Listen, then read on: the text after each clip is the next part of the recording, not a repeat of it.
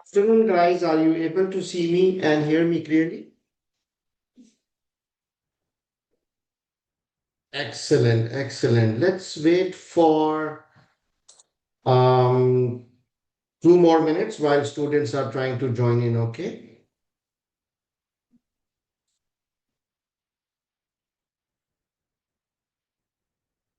Mohammad Adnan, can you please stop sharing your screen? Mohammad Adnan,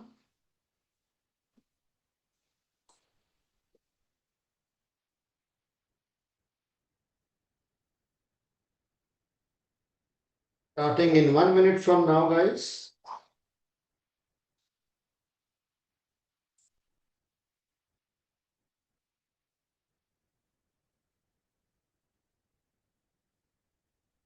All right, let's start.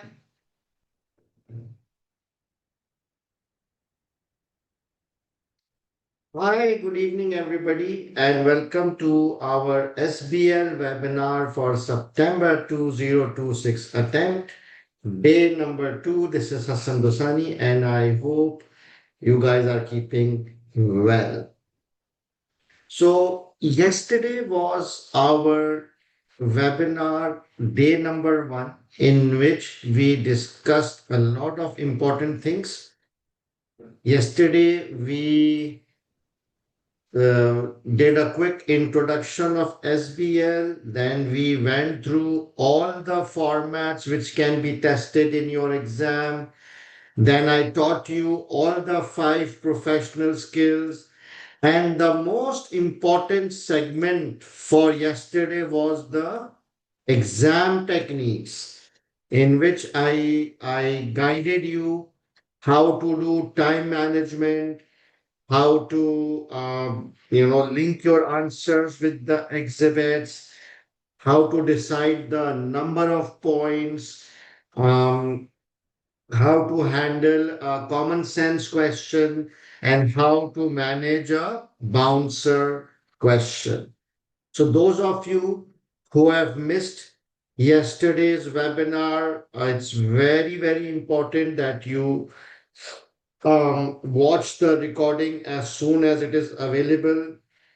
I'm expecting the recordings to be available by tomorrow evening. Okay. All right. What is our agenda for today? So today I would like to start with discussion with high scorers and prize winners so that you understand what they did, how they did to score high marks. Then I'll update you about technical articles. Then we will solve one question so that you get an idea about drafting. I will share the list of important topics and then I will share the study plan for the last 4 weeks.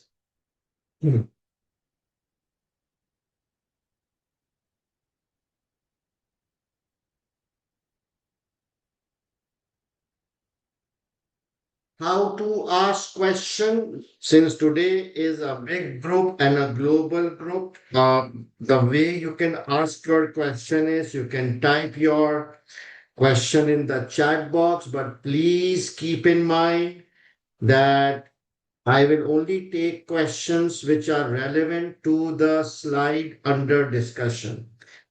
For all general type of doubts and questions, I will take towards the end. Okay, so please maintain discipline and do not flood my chat box unnecessarily. Previous webinars, I discussed this yesterday as well, that if you want to do extra practice, extra drafting, you can watch my previous webinars for these topics and it's available on YouTube channel. Teacher's introduction, again, I don't want to repeat, but the important thing is my WhatsApp number. This is my personal WhatsApp number. Those of you who don't have it, if you have any doubt, questions, you can easily message me on my personal WhatsApp number. All right, so let's start today's session.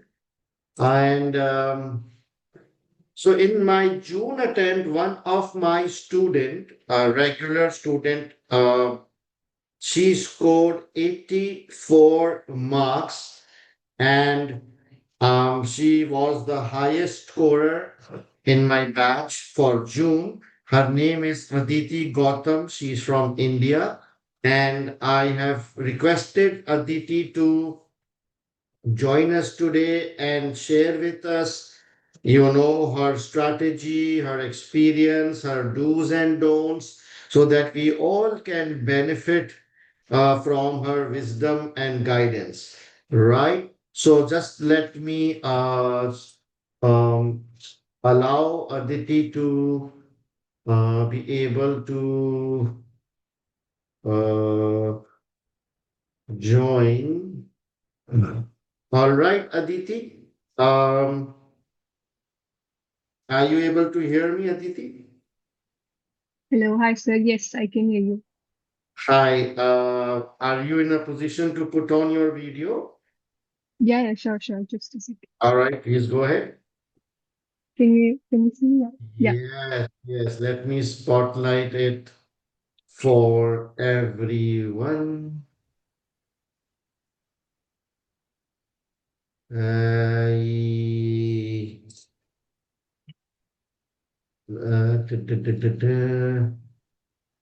Yeah, got it.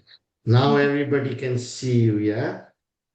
Yeah. All right, Aditi, thank you so much for joining. And Aditi, guys, scored 84 marks in SBL in June. So big congratulations. So Thank I you, know sir. Aditi you had also joined us few weeks back, right? But that was a smaller group. And today is a much larger group with a lot of global students who are not my students. And let's start. So, Aditi, first of all, we would like to know whether you are a working professional or a full-time student. I'm a working professional, so I work in audit in one of the big four. So I was working and was studying both. So, when you gave your SBL in June, you were a working student, right? And how Yes, many yes. days leave did you take in June? I think we have my company has a policy for these exams, so I got 10 days leave to prepare for two subjects. So that's how I managed. I see. So, you gave two subjects in June.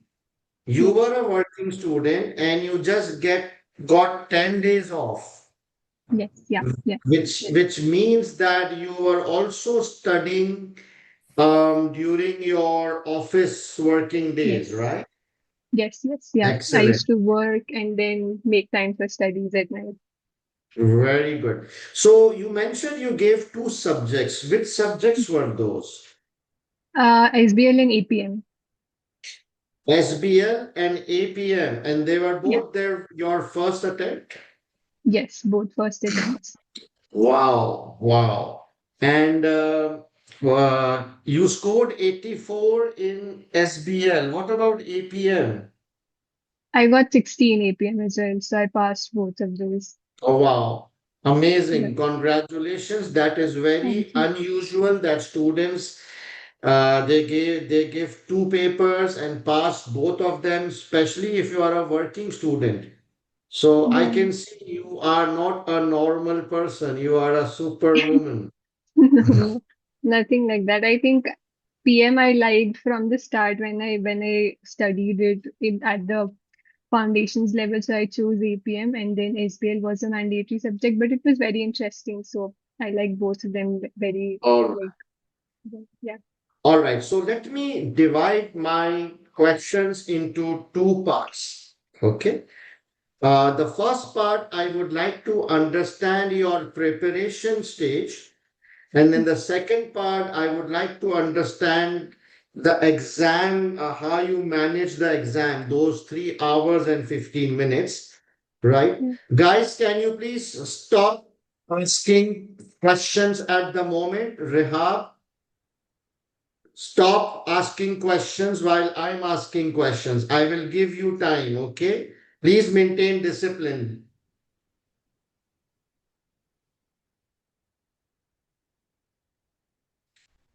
So I want to know your study approach, especially in the last 4 or 5 weeks, because right now, Mhm. these students are just 4 weeks away from their exam. So what was your study plan during the last 4, 5 weeks before the exam? Last 4, 5 weeks, I only revised the top 25 topics list that you had given us, and then I regularly sat for all of the mock exams that was conducted, the live ones, just the timed exams, so that I know if I'm able to complete all the questions in time, if I'm prepared to write such lengthy answers or not. And I really focused on time management and just to divide my time on all the three questions. So that's why what I did majorly, no panic on I need to cover the book or the entire syllabus or everything. I just focused on the top 25 topics. They read it very thoroughly so that I can answer any question, and then majorly focused on practicing and drafting my answers. Right. So Yeah. just to summarize, Aditi said that during the last 4, 5 weeks, she only focused on revising the top 25. She did them thoroughly, and she did not do any book or any detailed chapters or kits, right?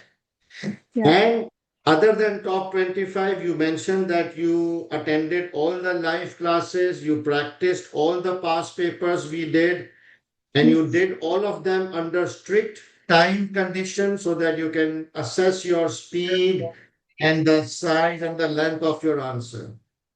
Yeah. For the ones I thought that I did not do well, I attempted the answer separately without the time constraint. But then mostly the papers that we attempted live in your classes, and then there were mock exams also. So all of them I did in within timed instructions. Right, right. So on an average, how many times you solve one paper? Can I say 2 times? Because the Yeah. first time you did it in the class without time conditions, and then you again solve them on your own within under timed environment, right? Yeah, yeah. So half of it I might have done on the timed instructions, and the other half I just read through the answers that we got just to take down points and how to write it, how to take the fact statement from the exhibits and then use it. So half like Right. 50-50. Yeah, yeah. So in the last 4 weeks, majority of the time you spend on drafting practice or revising the topics. Majority would be practicing because that's how I got better at typing, better at drafting my answers, or reading the exhibits, what to keep in mind while I'm writing, what not to. So you also have to filter out the information. So practicing questions and drafting is important. And then once or twice you just look at the impacts list or the top 25 list and see what am I missing or what do I remember and things like that. Yeah.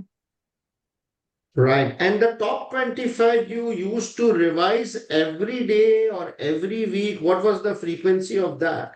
Or just Yeah, one? once every day, so that I know what topics am I missing because there are some important lengthier topics like SFA and other ones which are lengthy. So you just have to look at it once so that you remember the points. All right. Yeah. Did you solve any revision kit or study hub questions? I think I did not also have the time to do everything. I just focused on doing what I could very honestly so that I know where I stand and can improve on that. Yeah. So, guys, I would like to highlight that Aditi did not solve any questions from the revision kit, any questions from the study hub. So she just focused on the past papers, revising top 25, and she scored 84. Last question on the first part is did you just focus on the past papers which we did in the class, or you did extra past papers on your own? Uh, I think mostly I focused on what we did in the class, but sir had also suggested one or two to attempt on our own, the ones that we could not cover. So I made sure that I had a look at all of them. So because I thought that if you are suggesting it, they must be important. So the ones Right. that were not covered, one or two, yeah, I attempted those on my own. Okay, so you just did the extra questions which I suggested. Yes, yeah, yeah. So you think doing 7 or 8 past papers is sufficient enough to pass the exam? Yeah, I think for me it was good enough because mostly I also observed that there are very much common sense questions also. You could just relate it to the exhibit and write your answers. So doing five, like seven, eight papers twice, in strict time conditions and knowing what you are doing well should be enough for SPL. For me, Uh, anyway. Yeah. yeah, yeah. All right. Now let's move to the second phase, which was the actual exam, 3 hours and 15 minutes. So, were you nervous or stressed out when you went for the paper?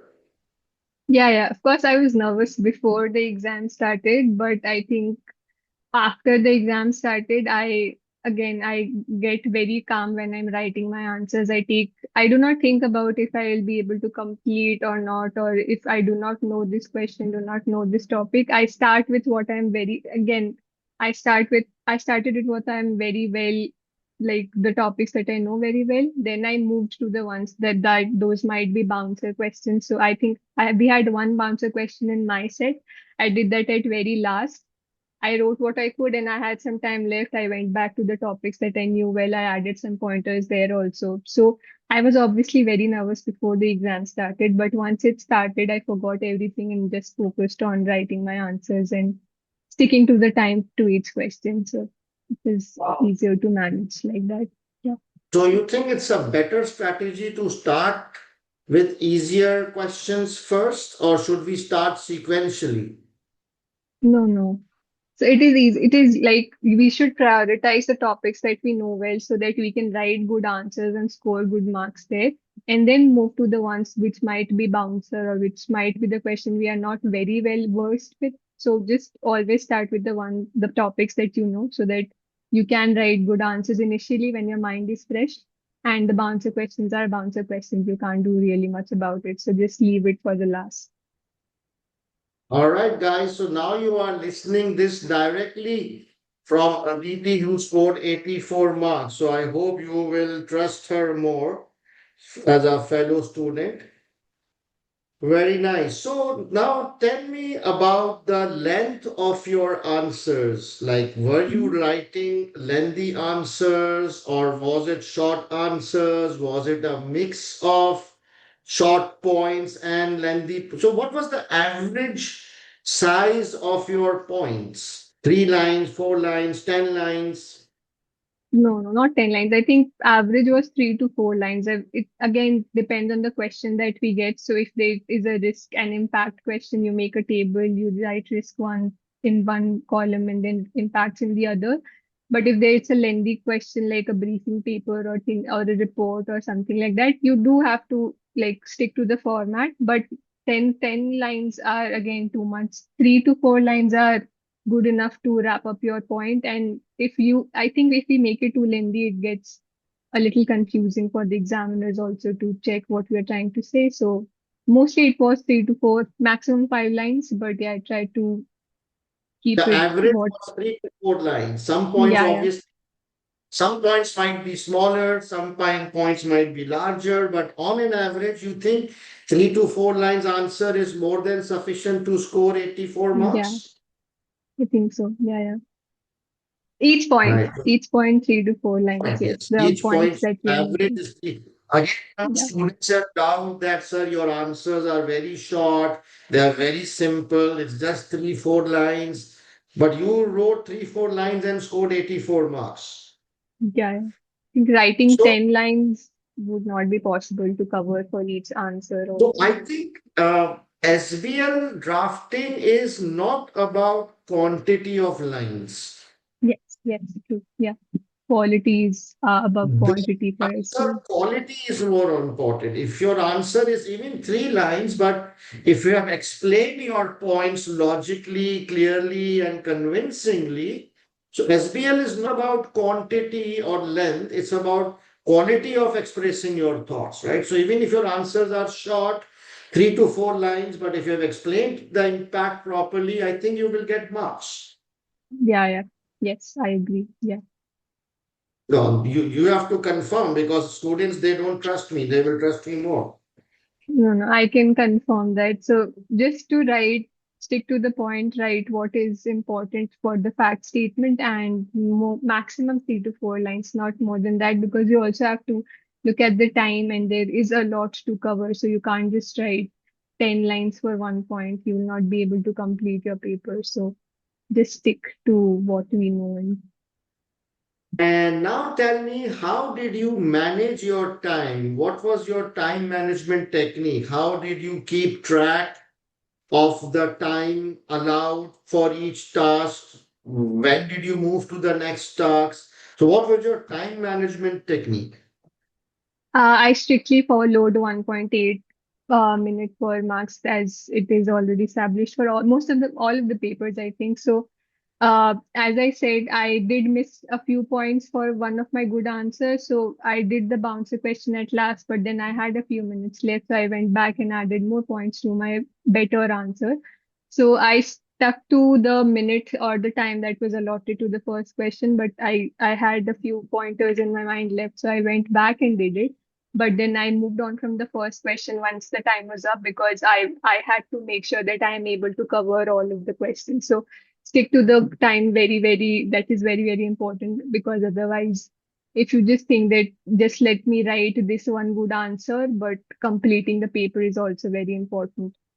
So sticking to the time, 1.8 minutes per marks is what very Because important. in yesterday's webinar session, when I asked students this question, a lot of them said that they will, if the allowed time is up, they will still continue and try to complete that answer rather than moving to the next question and leaving it incomplete. What is your view?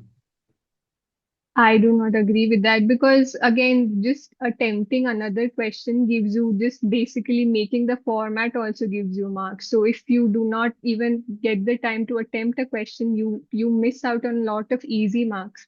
So at least just if you've written a question, again, depends on your typing speed also, but just stick to the time, try to complete your entire paper. And if of course you have some extra minutes left, you can go back to your good answers and make it better. But attempting the entire paper is also important. It can give you a lot of easy marks, formats, then basic points that you can add to any And of the questions. understood. Did you use models as much as possible in every questions?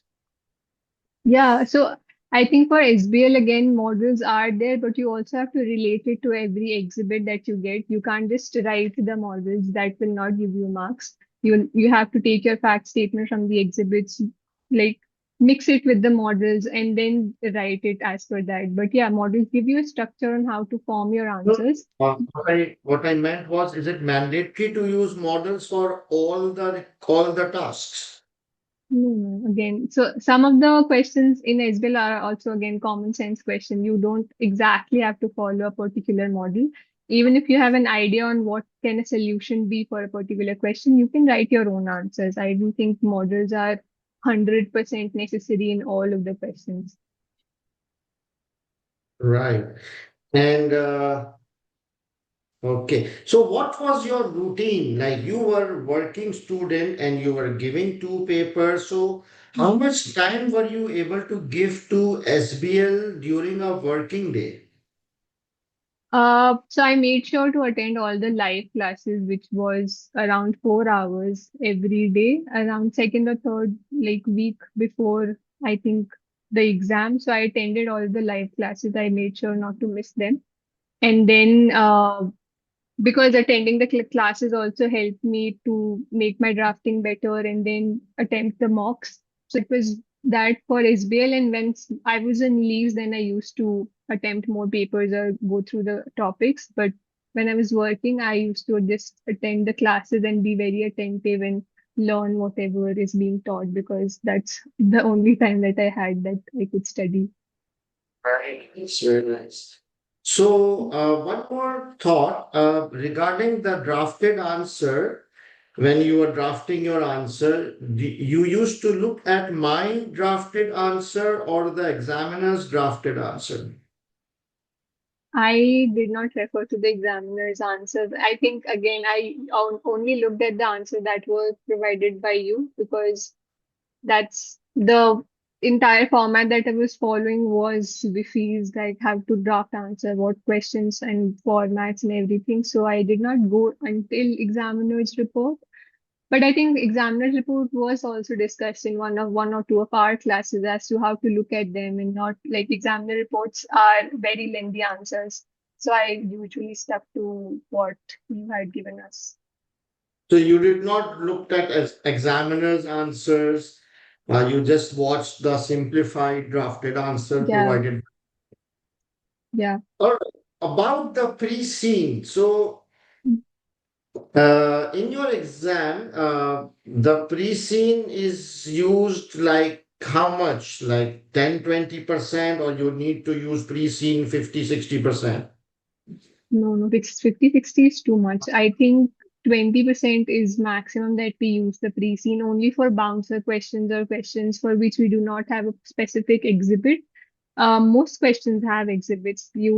I think exhibits are the one that we need to refer to, because there are more information about our questions in specific exhibits. We only go to the pre-scene when we do not have any background or exhibits, or if it's a bouncer question. So pre-scene have very small role in the entire exam, like 20% maximum. Excellent, excellent. So that's about it from my side. Now, students, if you have any question which I might have missed, Shubham, I will not take that question.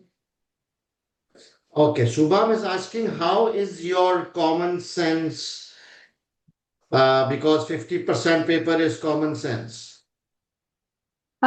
I so I've been doing my job for more than 5 years now. So my job has also given me a background on how to think, where to, which pointers to catch when I'm writing an exhibit. So I would say my common sense is pretty good, but depends. So if you do not have any experience of a job, you might struggle a bit. But again, practicing questions will give you a lot of idea. Okay. Right. And someone is asking, how did you get your feedback about your drafting skill and quality? So at first, I also matched my answers to the drafted answer that you had given us, and then we had our mocks checked. So I got a good idea that okay, I'm okay at this, and then I just tried to match my answers, because we had mocks and then we had our detailed discussion the next day. So I used to match my answers and see. So that's how I used to assess how my points are and where I can improve. Match your answers with what? The point is that you discussed in our With debrief my drafted classes. answer. Yes, yes. All right. Now, Ram is asking that I am also a working student, but I feel exhausted after the office. So, what could you suggest to me? Uh, I think I can relate to that. We do feel very exhausted, but on some days, I think just you just have to think that these are the last few days that you have to push through. Sacrifice sleep a little. I don't know. I think like you have to figure it out for yourself, but just focus on practicing as much as you can. Since if you scored 49, I am assuming that it's not really your fault that the skill is not missing, but you just need to maybe work on your time management or just drafting a little better. Right. And Ram is also asking that this is my second attempt. I scored 49 in previous attempt. What Yeah. different approach I need to take to make this from 49 to 79? Practice a lot in the like don't get panicked before the exam. Just like before your exam, 2 to 3 days before your exam, just be very calm, be very know your pre-scene, what your company is, what their industry is, what possible questions could be there, any everything, the pre-scene summary that sir provides. Just be very thorough with it. And 49 is again not your fault, it's just luck. So hopefully with better practice you'll be able to pass this time. All right. Aruna is asking, looking back, what do you think genuinely separated your 84 mark script from a typical 50-60 mark script? What is uh, that habit or approach which a high scoring student should not overlook? I think it since again I would give some credit to my work. Since I've been working, it did come naturally to me. So some pointers to look at when there were some questions. So experience helps if you are a working student. uh, Again, also to say that, or try to find out your pointers also. Sir will give you points, sir will tell you what to do, what not to do, but try to apply what you know, what you can understand, because uh, developing that skill yourself, looking at the exhibit and saying that this could also be a pointer, because I also suggested a lot of points in the debrief class that we had, that could this be also a possible risk, could this be a possible impact, because of course sir will help you, but then also try and use the scenario and develop your own answers, your own pointers, because then you can also develop that habit yourself and it might help in your exam. Okay, Shibangi is asking that, do you think that someone who just started now can crack the exam? Yeah, you have 4 weeks. I think you still, I mean, for SBL, you don't have to learn anything. You just have to practice and know how to draft your answers. So you still have time. You can do it. Just All just be right. honest to where you stand. Be honest to yourself and you will be able to do it. All right. Nitiyasri is asking that for practicing, should we first attempt the paper and then look at the drafted answer, or should we first, attend the classes, discuss, and then attempt draft the paper?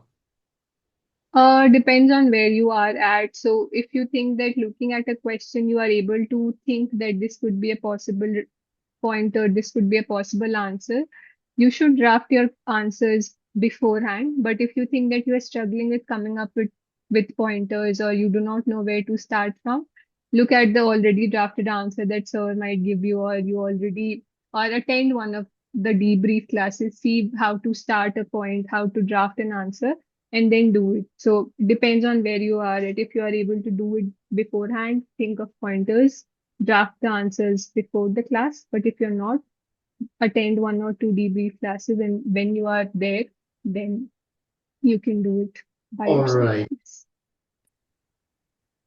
One interesting question. Did you use any AI to mark your answer or improve your answer like Chat GPT or something?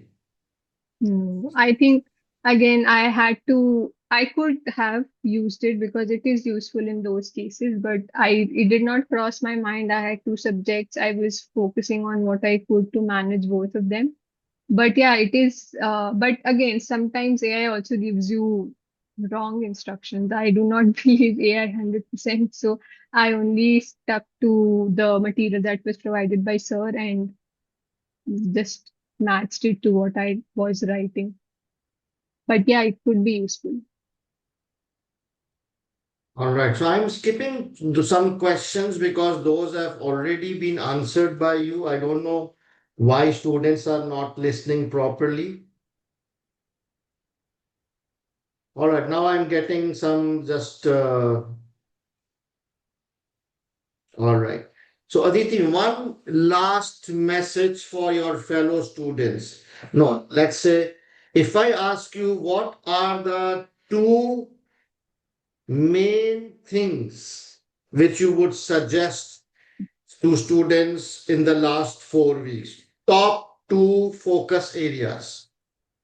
I would again say practice, draft your answers, practice as much as you can, and the other would be time management because both of them need to be at a good level that you will be able to complete your answers on time and good answers on time. So practice as much as you can.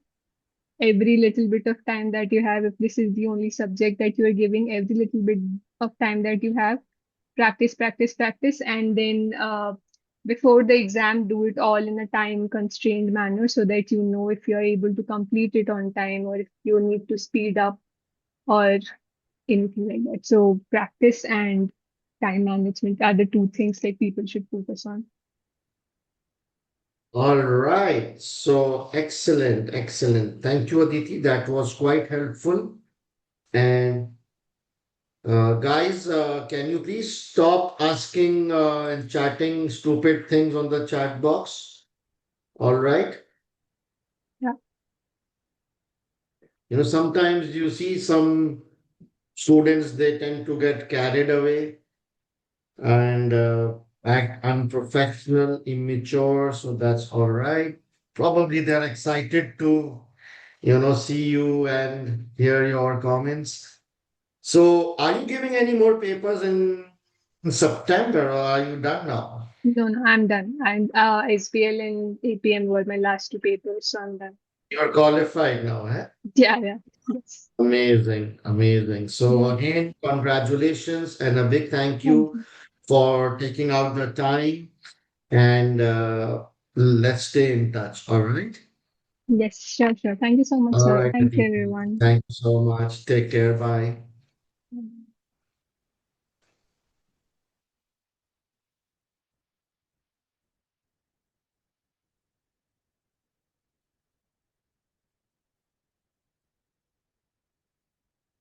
Guys, just give me a minute. Let me change my settings.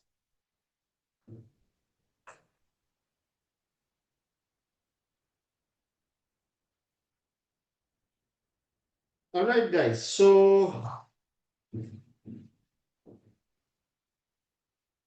this was the segment in which I wanted to have a live chat with my high scorer student about her own study plan, her approach, how she handled the paper. So I hope that you were able to benefit from this discussion.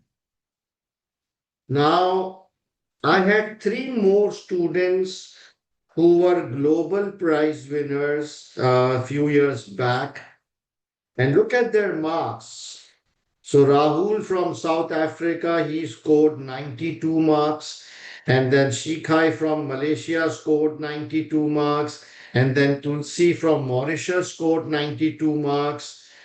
So I also took a live interview of these guys.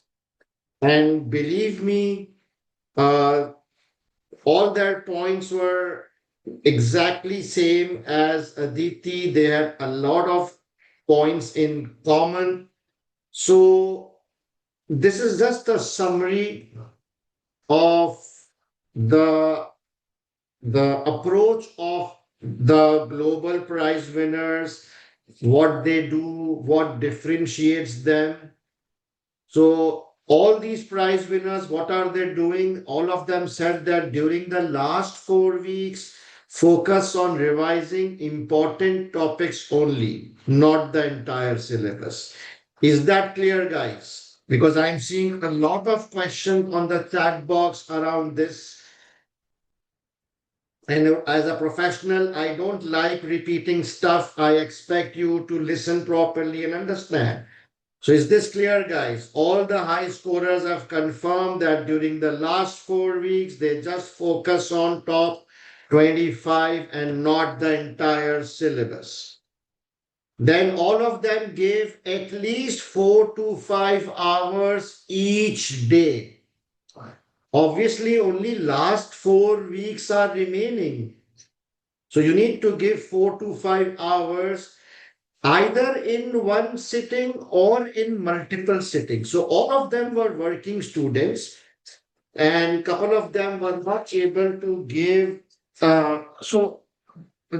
They used to study 1 or 2 hours in the morning and then 1 to 2 hours in the evening. So it's not necessary to give 4 hours in one sitting. You can split it if you are a working student, but you have to give 4 or 5 hours daily. Then focus 20% on theory and 80% on practice. Means that during the last 4 weeks, majority, 80% of your time should be practice, drafting practice. All of them did 8 to 10 case studies, including time-based mocks. In fact, all of them did the past papers at least 2 times. So what did I say? All my high scorers, they solved each past paper at least 2 times. So if you have time to do past papers 2 times, all right. And during the exam, they mentioned attempt easy question first, rigorous time management, writing 2, 3 lines is more than enough. SBL is not about quantity, it's about quality of your answer.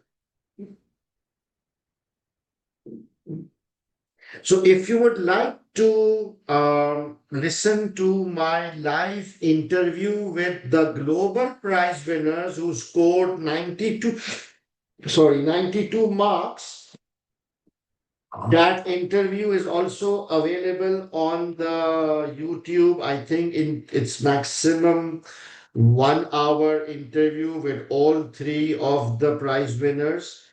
So if you want to, listen to them, what they did, what was their study plan, just go to YouTube and search for this interview. And I would suggest that if you have time, you should go through it because it will be an eye opener for you and it will clarify a lot of doubts and will give you specific directions on what things to focus on. All right, guys. Any questions?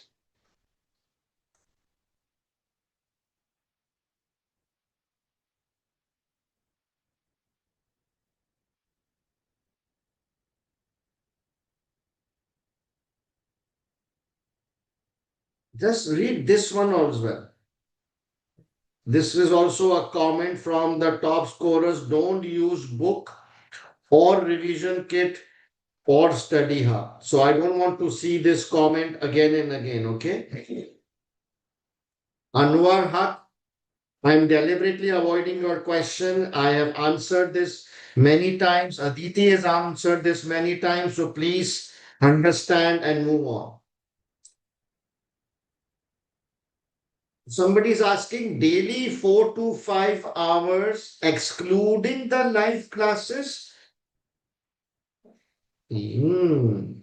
Intelligent question. I like intelligent questions. Somebody is asking, do we need to spend 4 to 5 hours daily, excluding the live classes? No, it's including the live classes. Now, how much good it can get now? 4 to 5 hours daily, including the live classes. And if you are not even able to do that, do you think you deserve to pass SBL? Too bad. All right, let's move on. I'm getting stupid questions now. Now, the next topic is technical articles. So there are several technical articles. If you go through the ACCA website, there are several technical articles, but they are all those technical articles are quite old. Okay, so you don't need to do them. Skip them. Okay, no need to do the old technical articles because they have already been tested. So what normally happens is that whenever there is a new technical article, then the examiner tests that topic in the upcoming exam. That's the layout. That any new technical article, then it is tested in the next exam. So for last 1 year, there is no new technical article. So you don't need to read any of the old technical articles because they are already tested. So just ignore the technical articles. In case the examiner will publish anything in the next couple of weeks, I will cover it in my live classes. Okay. For the time being, ignore technical articles. Just focus on top 25 topics. That's it. And practice.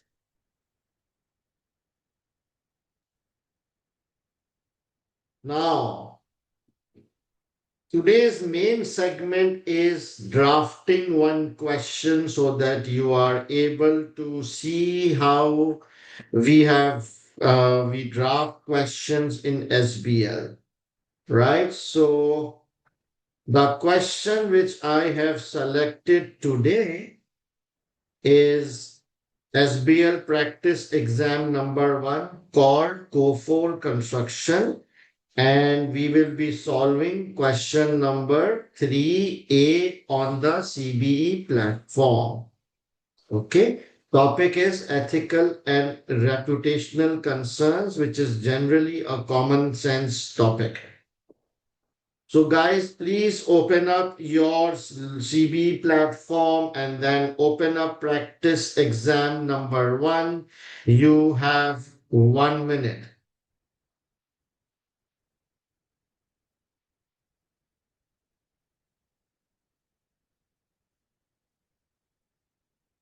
This exam number 1.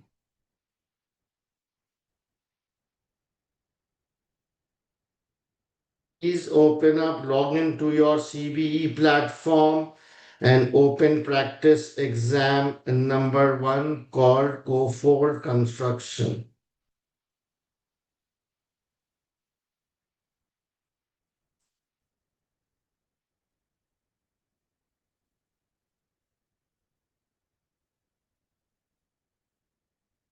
You have 30 more seconds.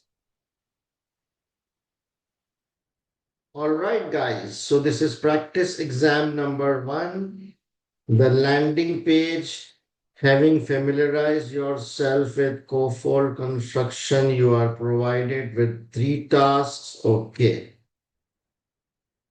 So I want to do task number 3A. So let's click next and open up task number 3A.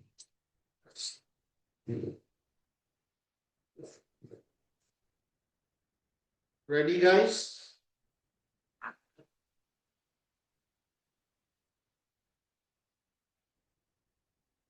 Ready? Shall I start?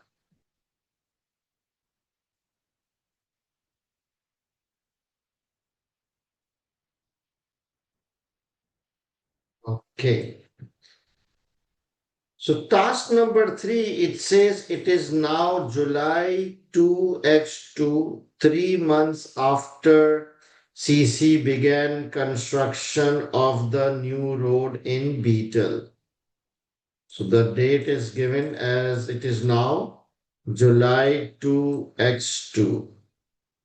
You are patching a consultant employed by CC's board. That is our name and our role. Patching a consultant employed by the board. Okay.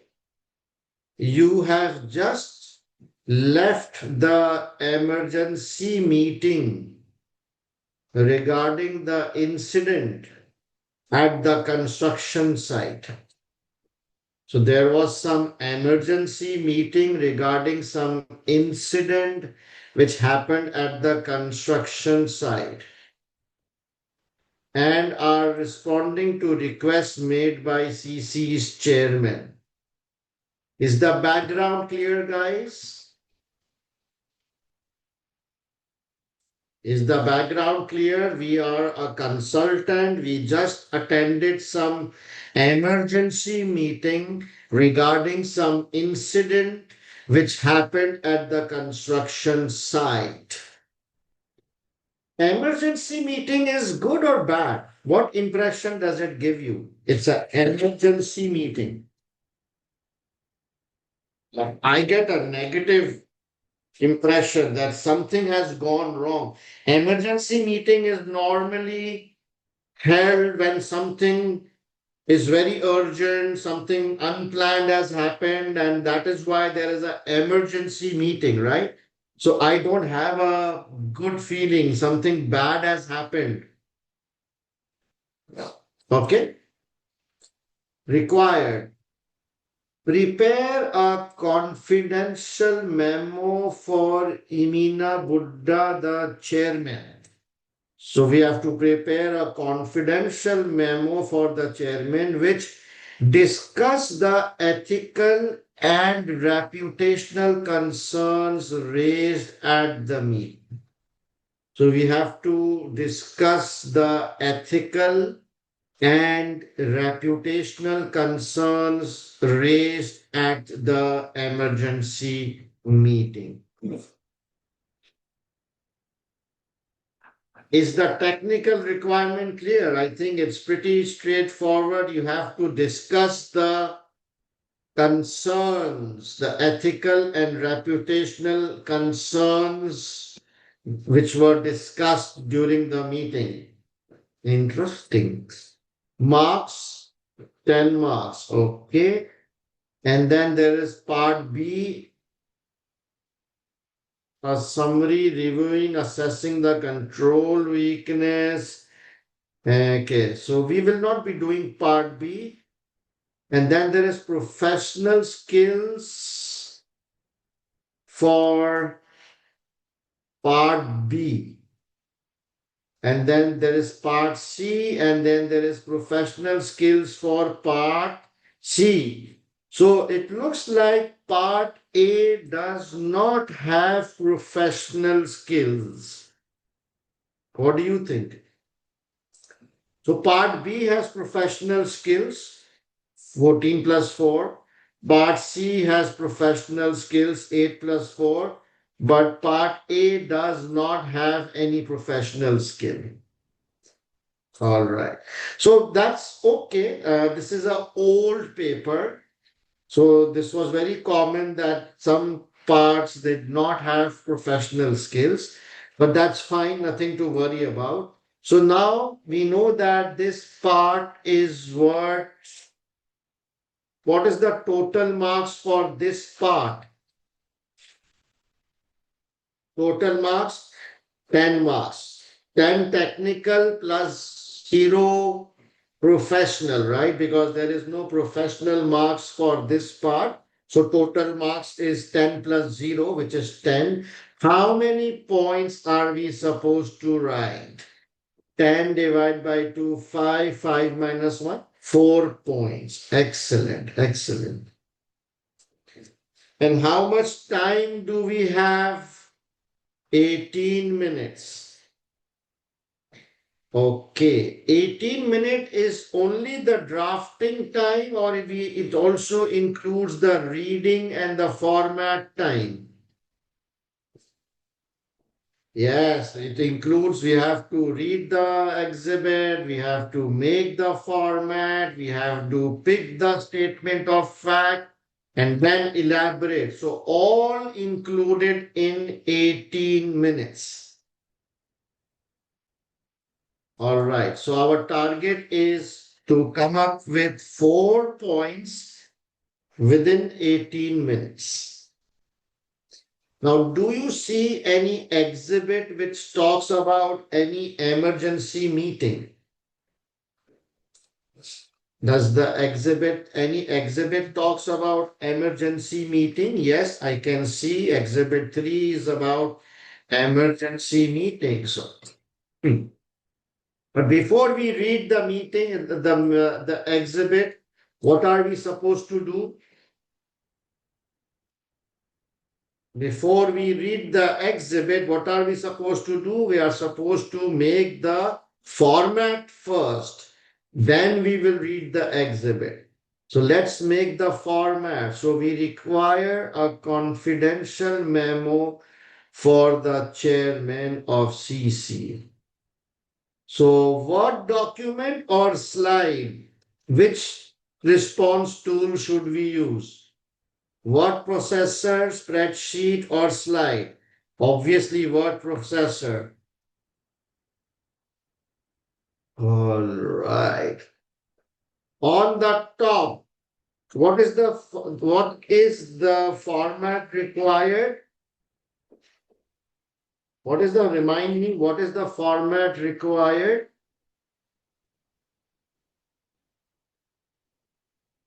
It says a confidential memo. No, it's just not memo. It's a confidential memo. No, it says prepare a confidential memo. So on the top, I will write.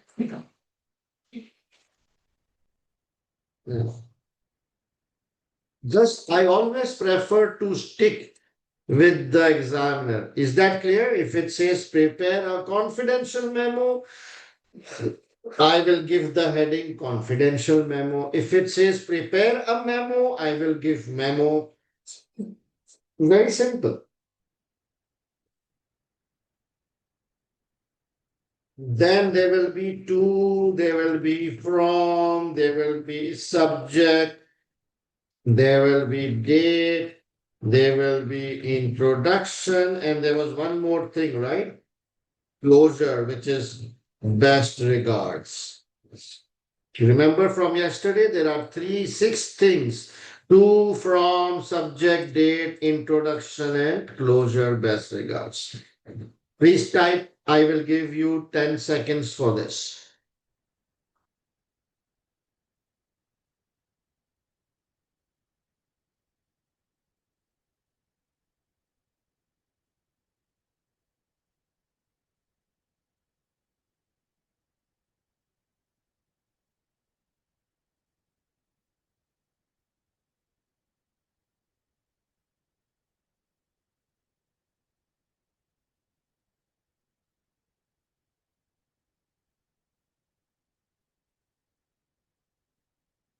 All right. To whom should we address this to? I will just copy from here. Control C and I will paste it here. Himina Buddia, Chairman of CC. Is that okay? I just saved my time. I copy pasted exactly from here. From, I'll copy from here. Practicing consultant. Okay. Subject. Subject, let me decide from the requirement. Ethical and reputational concerns. Is that okay? Just pick the subject. What is the topic of this requirement? We have to discuss ethical and reputational concerns. So I will just pick ethical and reputational concerns, E capital, and done. And what is the date? I will pick from here July 2x2. Done.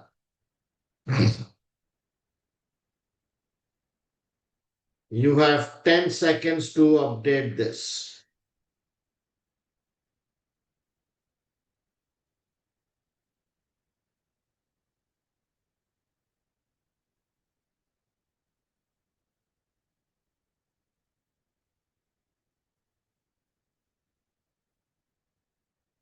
deliberately going a bit slow because I'm aware that there are new self-study students. My paid students, you are already aware of this thing, right? We have done this many times. You are very fast. I know that, but I'm just going a bit slow for new students. All right, then introduction, we will write this confidential memo, because it is a confidential memo. I will write this confidential memo, and the rest I will copy paste from the requirement, discusses the ethical and reputation concerns raised at the meeting. Control C and Control P. Introduction is done.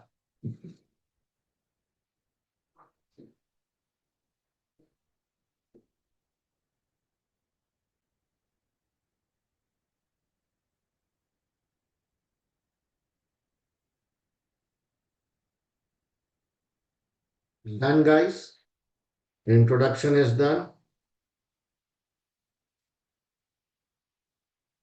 You see, maximum things I am trying to copy paste from the requirement to save time. I don't want you to draft from scratch because SBL is all about time management and speed. So you should be able to pick things, stuff, copy, and then paste here to save time. Now, what should be the two broad headings of this answer? Any idea? We have to discuss ethical and reputational concerns. So, should we mix them or should we try to segregate them? It's better to separate them, right? It's more professional. So, my first heading would be ethical, and the second heading would be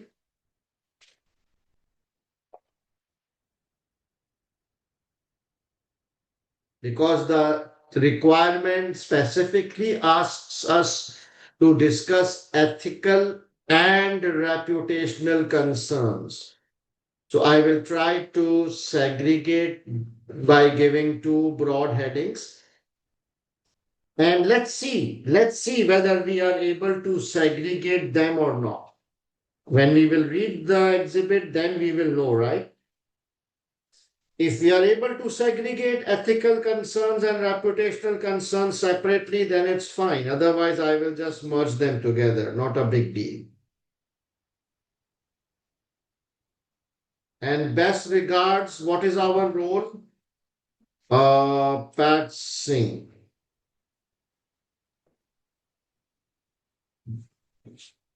So our format is now done. Should we bold the main headings to improve the presentation, the visual? So I always prefer to bold the main headings so that the examiner can clearly see that I have segregated my answers into two broad categories. So our format is now done. Does it look proper to you guys? There's a heading to from subject date, introduction, then main headings, and then the closure. Very nice. Task number, interesting question. Saad is asking, do we need to mention task number? It's not mandatory. It's not mandatory because the examiner can easily see from the format which task. But if you want to be on the safe side, there is no harm. So let me mention task 3A. All right. Then on the top, I will mention the task number. But it's not mandatory. It's understood because this has got its own word processor and the format. But if you want to be, on the safe side, there is no harm in mentioning. All right. Now our format is ready. Now once the format is ready, what are we supposed to do, guys? Now we will read the exhibit. Yes. So let's open exhibit 3. Oh my God, it's a big one. Because you see, exhibit 3 is also covering part A, it is also covering part B, it is also covering probably part C. That is why it's a big exhibit. Hmm. So let's open the exhibit. Let's read the story. What's happening? What's the So, who were the people present in the meeting? So, the chief executive of the company was there, the chairman was there, risk manager was there, and you guys were there. So, imagine yourself that you guys imagine your role, the seniority of your role. You guys are sitting in an emergency meeting in which the chief executive is there, the chairman is there, and the risk manager is there. And you are the fourth guy. Can you imagine that you are a senior person? You need to feel that.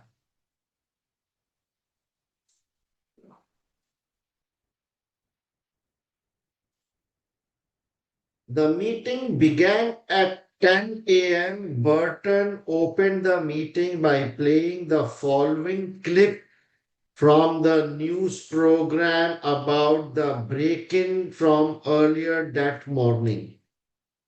You understand that? That there was some news about some break-in. What is the meaning of break-in?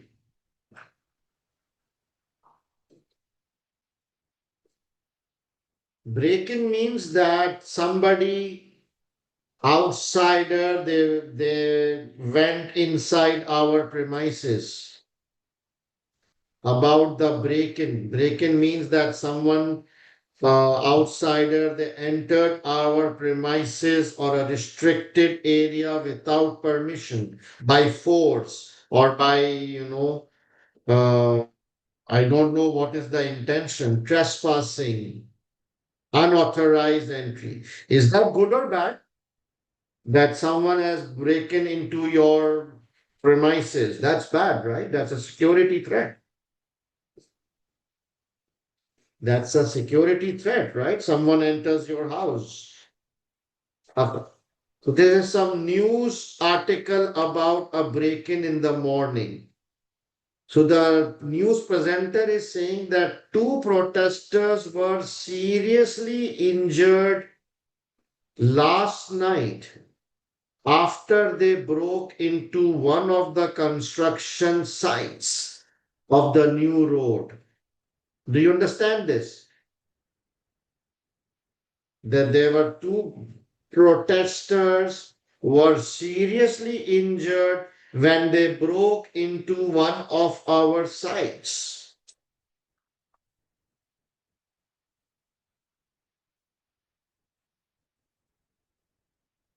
The break-in is an escalation of the recent protests against the new road. Interesting. So you see, Cofold Construction is building a new road. Okay. As per the government's instructions, we are building a new road, but for some reasons, there is some protests and the protest against the new road. Protest by whom? Any idea? There's a protest from whom? Any idea? By the public. Yes, by the public. That some people, some local public are protesting against building the new road, the locals, yes. And this break-in was an escalation of the recent protest. What is the meaning of the word escalation of the recent protests? Escalation means, it is increasing in intensity. Yes. So the locals are protesting, they are not happy, and this break-in was an escalation of the protest. Now they are getting frustrated, they are getting angry, now they are taking actions. Is that good or bad? I'm getting nervous, guys. If the public is becoming violent, if the protests are becoming escalated, that's a very tricky situation for the company, right? Are you feeling it?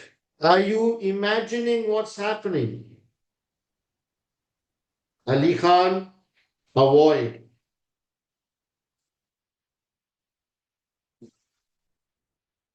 Yes.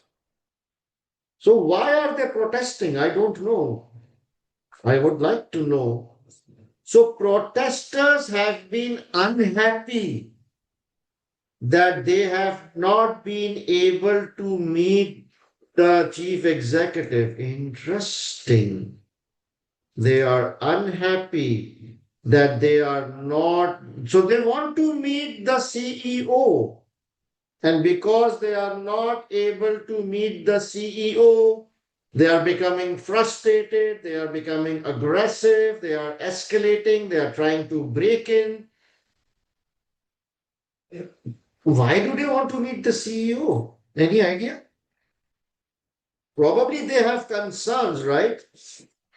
Probably the public has some concerns and they want to meet the CEO to discuss their concerns, and the CEO is ignoring them, or I don't know, is not meeting them. They have some demands, and the CEO, because he's not meeting them, the people are now becoming more angry and aggressive. Do you understand how it's building up? Our reporter Iris is outside the site. Iris, what can you tell us about the break-in and injuries to the protesters? Okay, so this is a news clip. So now the reporter is reporting. It appears that a number of protesters created a diversion outside the entrance while the two security staff on site investigated. Other protesters broke in elsewhere, close to where a break in was attempted last week. Oh my God.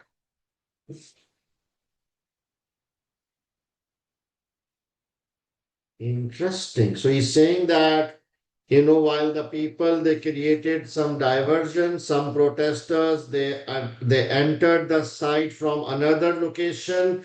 It was the same place where they had attempted last week as well. Attempted what?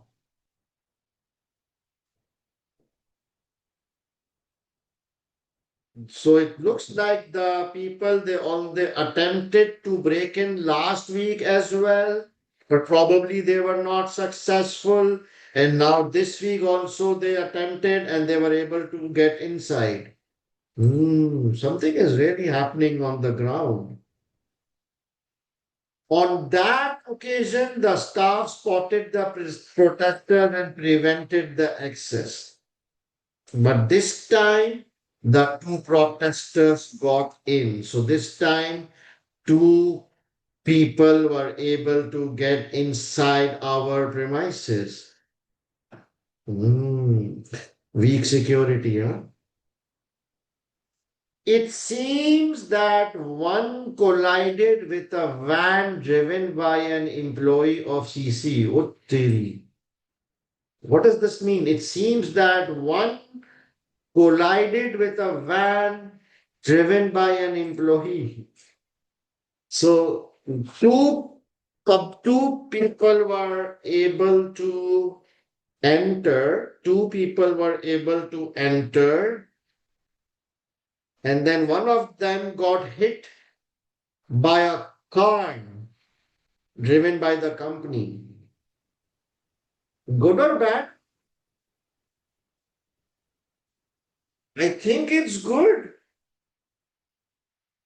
Why did he enter my house? I will kill that person. Eh?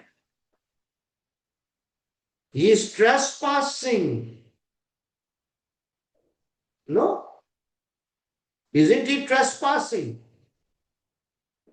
I will shoot that guy. Why he entered my premises like this, like a thief?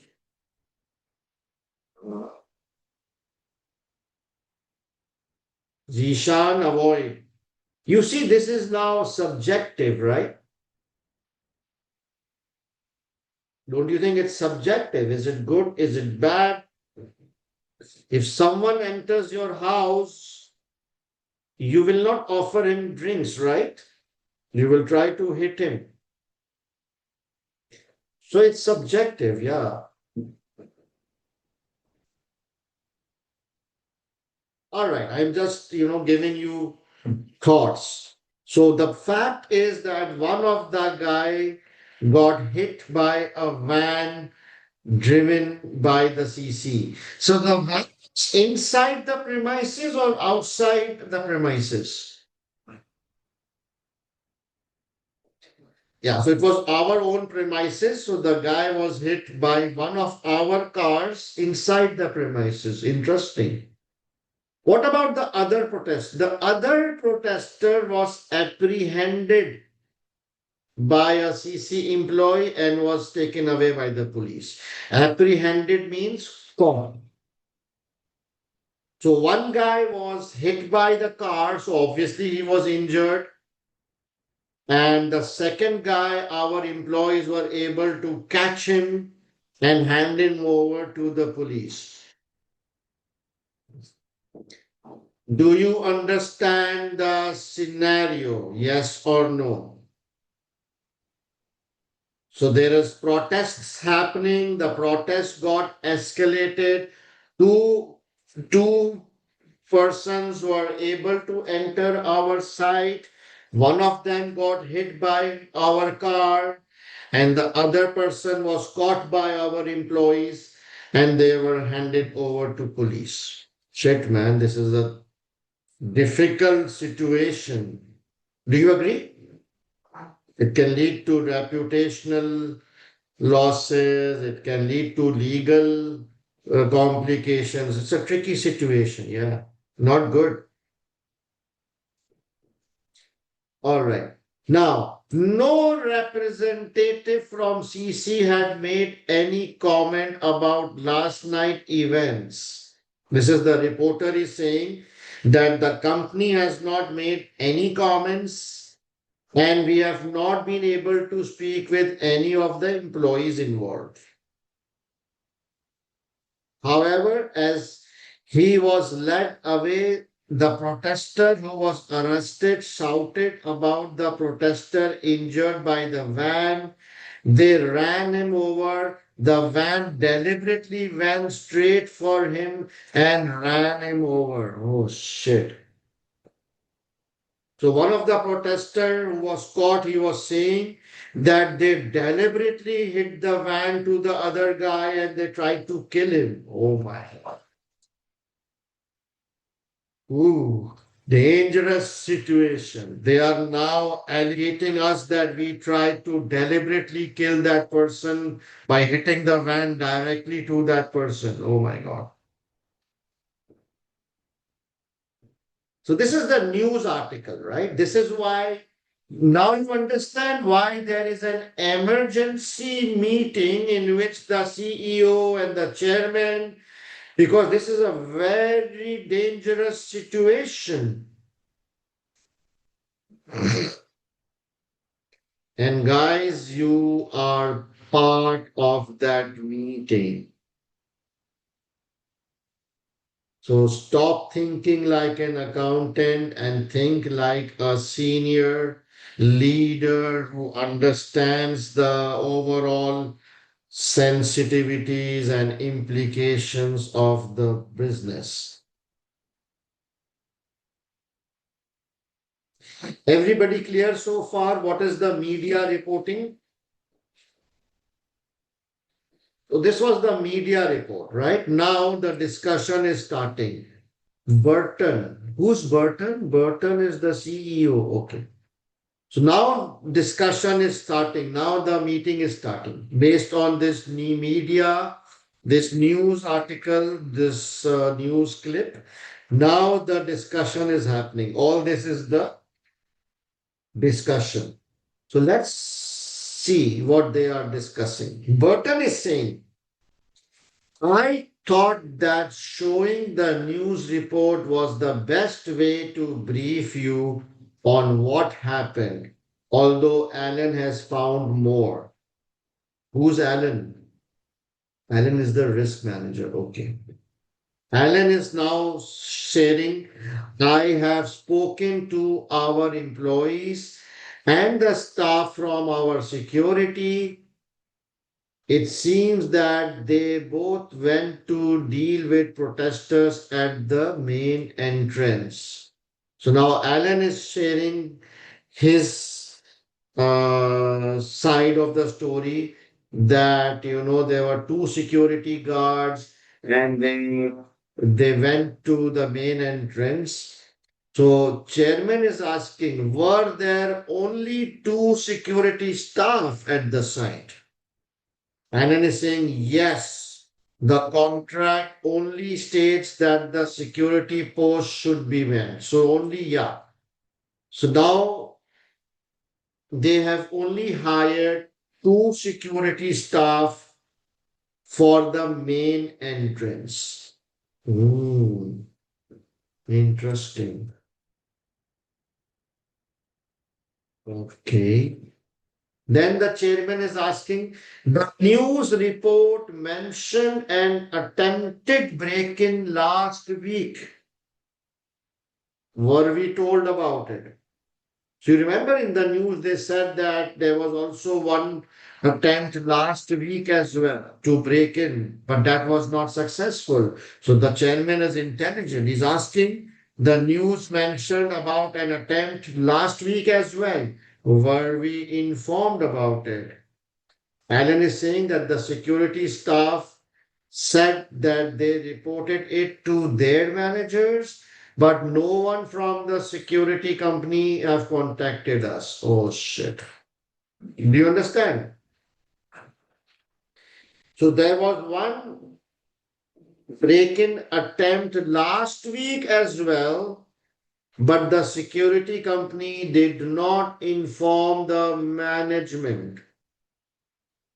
We are not even aware that there was a break-in attempt last week because the security company did not bother to inform this incident to the management.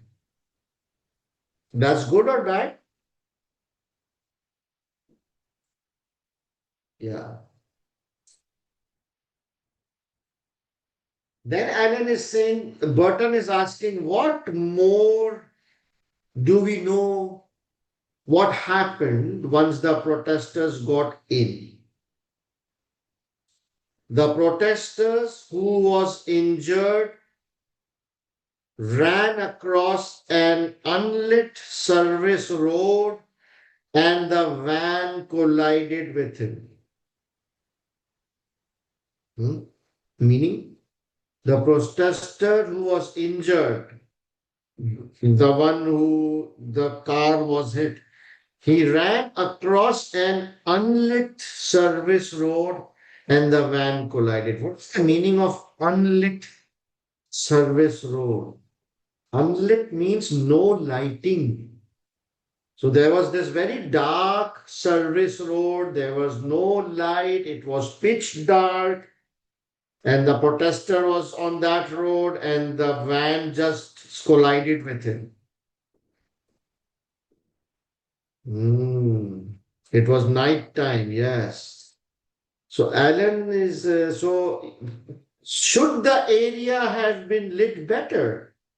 That's the chairman. Very intelligent question. He's asking then why the lighting was poor. Shouldn't the area have proper lights? So Alan is replying, apparently lighting was one of the things picked up by Lee, our health and safety manager, when he visited the site 2 months ago. Staff said that the lighting was going to be fixed before internal audits visit planned for next month. Oh, what's happening in this company? So there was a dark, unlit portion, and the health and safety manager had already identified that lighting needs to be installed. It's dark, it's risky. He had raised this point 2 months ago, but still the site management have not installed the lights.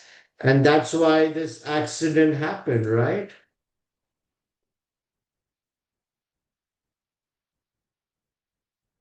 Now Emania is asking, why isn't Lee here? Who's Lee? Lee, the health and safety. He's not in the meeting, right? So the chairman is asking, why isn't Lee here? So Burton is saying Lee is off sick for last 6 weeks. What? The health and safety manager is off since last 6 weeks. We will have to get a temporary replacement now to fill the gap. So there is no health and safety manager since last 6 weeks. This is all control weaknesses, right? All these are weaknesses. Lack of security, only two staff in security. The security company did not inform us. The lighting recommendation was not implemented. The health and safety manager is off for 6 weeks. All these are weaknesses. Do you agree? Yes, these are all internal control weaknesses. All right. Did Lee submit his report on the site before he went sick? Yes, he received, but the points were generally minor. We have had so much else to discuss that I did not have a chance to report on health and safety. So the health and safety manager had submitted the report, but the CEO did not have the time to read the health and safety reports. Shit, man. He ignored it. Yes. My God. And then let's move on. What do we know about the protester who collided with the van? I have not spoken to the van driver, but I had spoken to the security guard who chased the protester. He didn't see the collision, only the aftermath. Okay. How about the protester who claimed to have seen his friend being run over?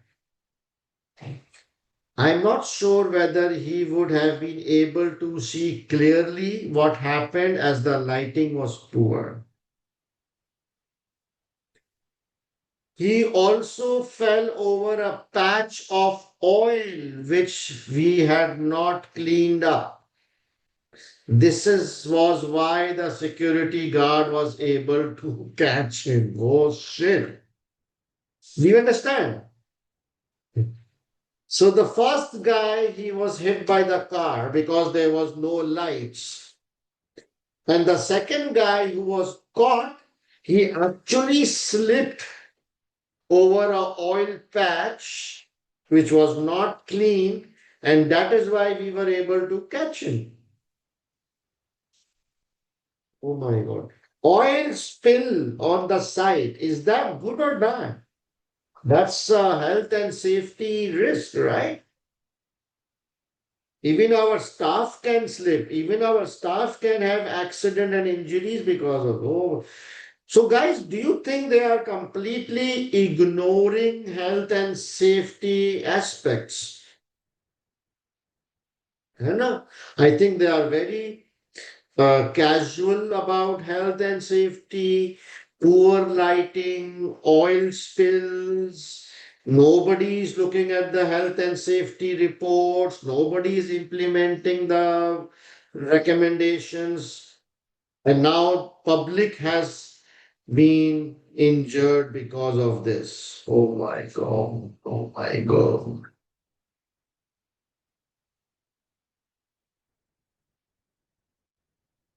Uh, you told me earlier that our lawyers have advised us not to make any statement that we are responsible and the police and health and safety authorities will be looking at the site over the next few days. So we have lawyers. They've asked us not to make any media comment, and the police will be investigating the sites. Of course, now police is involved. They will visit that site. They will check what's happening. They will do their investigation, right? Burton, that's correct. Of course, we shouldn't admit to any responsibility. I will be flying to Beetle this afternoon. When I get there, I will issue a statement to the press saying that we regret the injuries, but protesters who trespass on building sites have only themselves to blame. Now, this one is serious, huh? We will ensure that the site is tidied up, lights fully on, etc. Oh my God. Do you understand what is the meaning of this? The CEO is saying we will ensure that the site is tidied up, lights fully on, etc. What does that mean? He's trying to cover up. He will go back and he will fix, he will get the oil clean, he will quickly install the lights. Wow. Isn't that isn't that the right approach? Hmm. Well, it's true. Why not?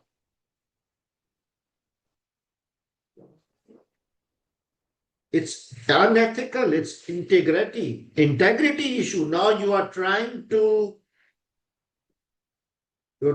get rid of these things so that when the police they visit, they are not able to find anything. They're trying to cover up.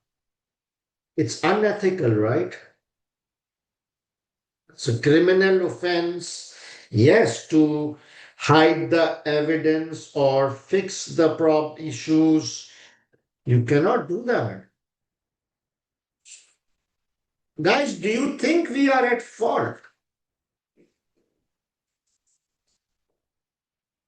I think yes, because our lighting was poor, there was oil there. That is why those guys injured, right? So we are also at fault. So I think the protesters are at fault. Listen to me, my opinion. I think the protesters are at fault because they entered the site, they break in the site, right? But also we are at fault because there were some health and safety hazards which we have never fixed, right? I think both parties are at fault. What do you think?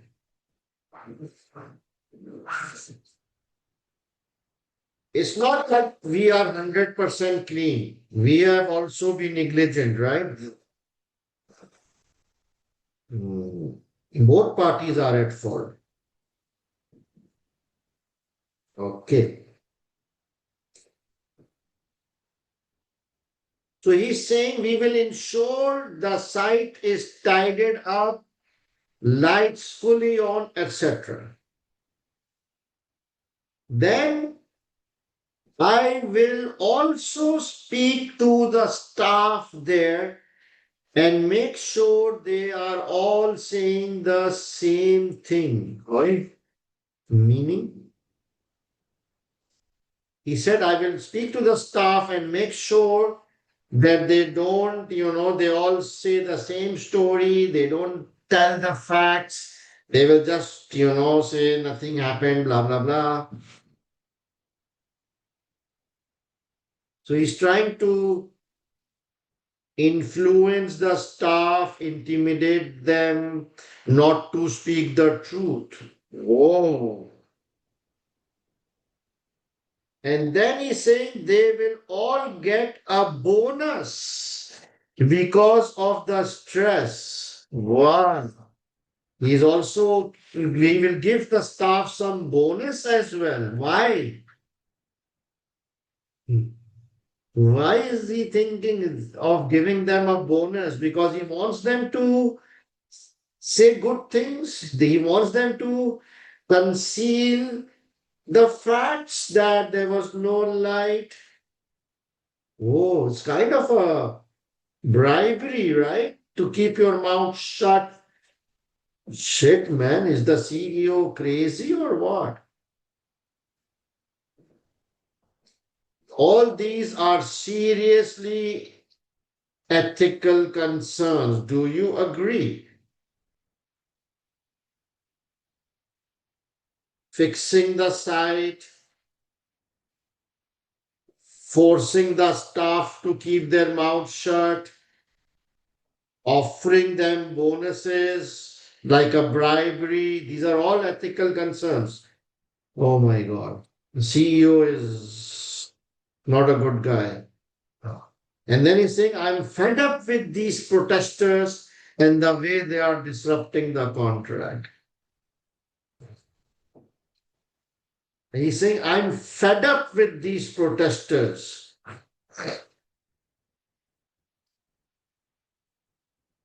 You remember in the start, why did the protest escalated? Because these guys were not able to meet the CEO, right? That's why it all escalated. And this guy is completely ignoring them. He's saying, I'm fed up.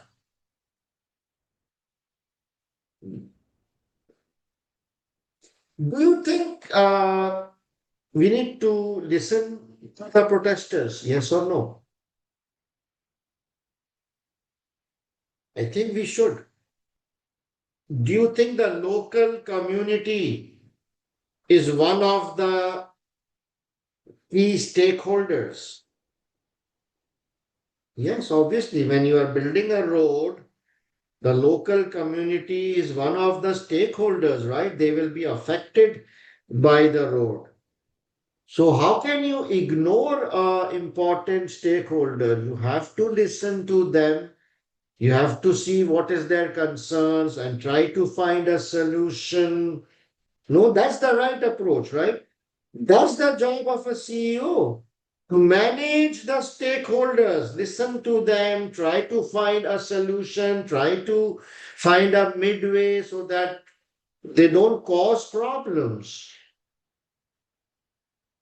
Shit, man. Now, after the meeting, the chairman and Pat had a private conversation. After the meeting, the chairman is saying, I'm worried about CEO, what CEO will say and do when he is in Beetle, and his attitude. Do you agree? The chairman is saying, I'm worried about the CEO, what he will say, what he will do, his attitude about this whole incident.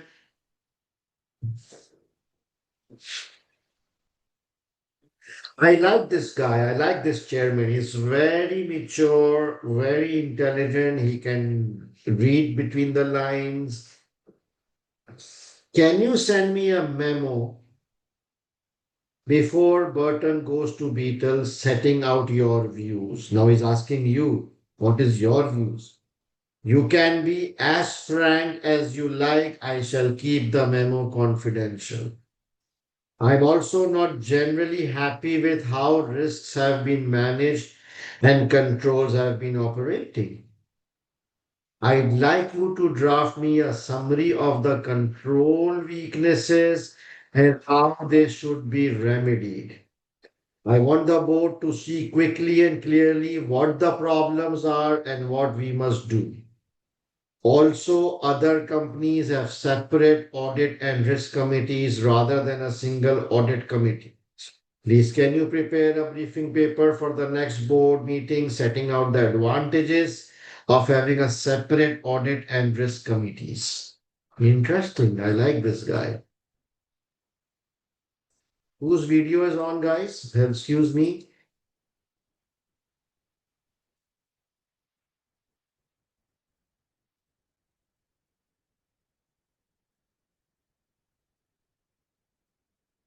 Now, do you like this story, guys?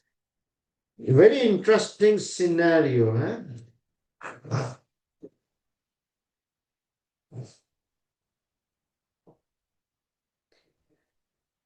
Now, do you understand what a common sense question is?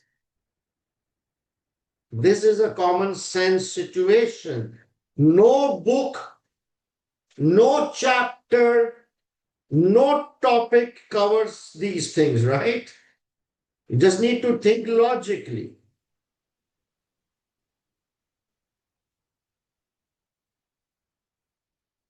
And the entire task number three has task 3A, 3B, and 3C. All these requirements are from Exhibit 3.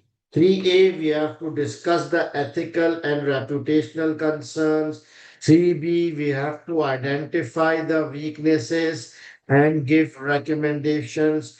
3C, we have to talk about the advantage of having a separate risk committee. All these tasks in the same word processor, obviously. Break? You want a break now? Come on. Oh, it's already 7:49. We started at 6, right? All right. Okay, wait. So now, guys, we have read the very detailed exhibit. Today, we will just be focusing on task 1A, uh, which is identifying ethical concerns and reputational concerns. Now, I will give you 1 minute thinking time. You remember how we handle common sense question? The main strategy is to pause and think. है ना? Pause and think. So I want you to go through this exhibit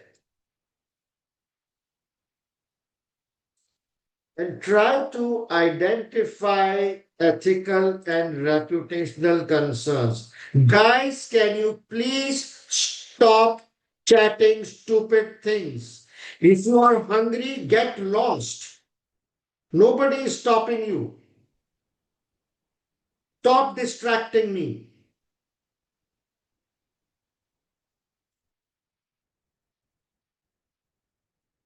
So I want you guys to think, read this exhibit, identify at least 3 or 4 um,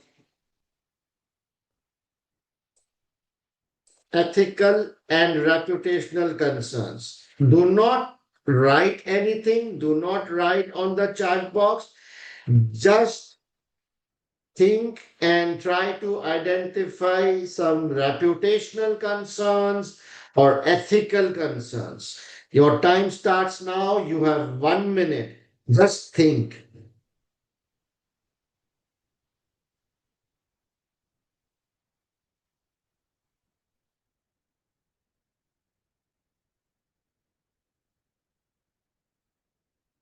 All right, guys. Done? Hmm? Were you able to identify some ethical concerns, some reputational concerns, at least 3 or 4 points? Nice. All right, now we will take a 15-minute break, and after once we come back from the break, we will do the drafting. All right? Or let's take a 20-minute break. Is that okay? All right. So let's take a 20-minute break.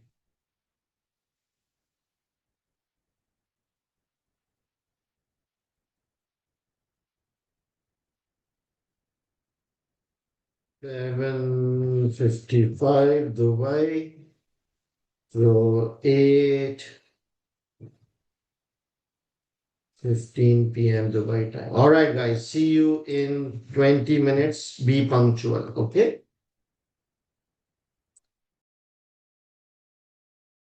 Guys, shall we start? Okay, so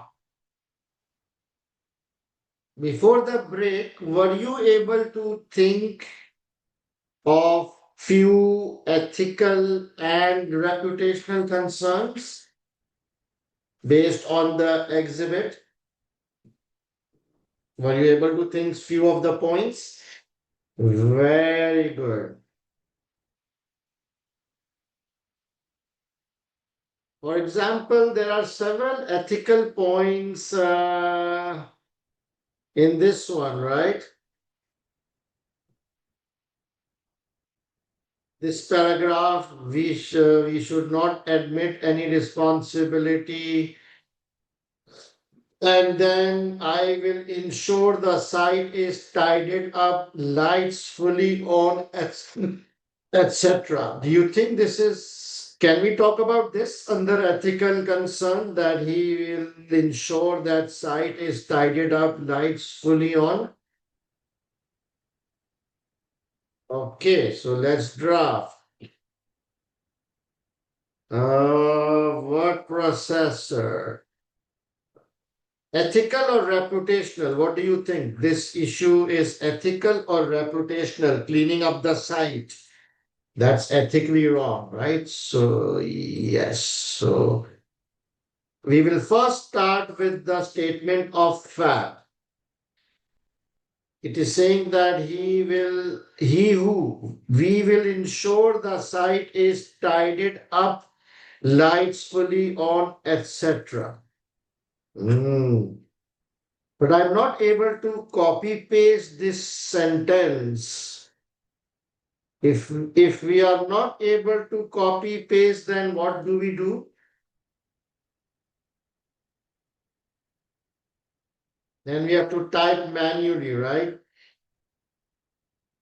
So my statement of fact would be that the CEO mentioned that he will,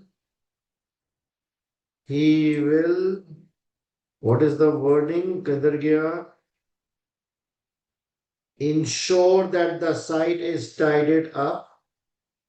That he will ensure that the site is tidied up, and what else? Lights fully on, etc. And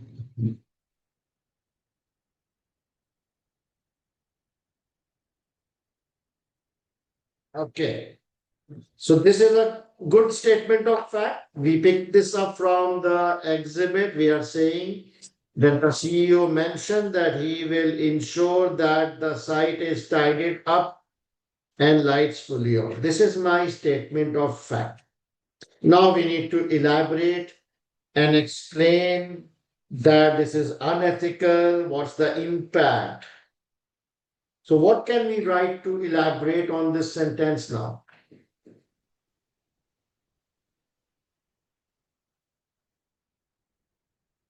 Why is this unethical?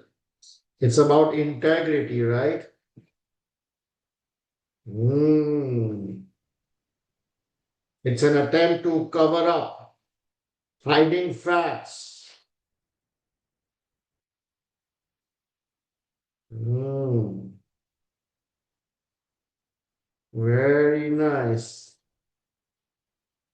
So I have a drafted answer with me. Let me take a quick look at it.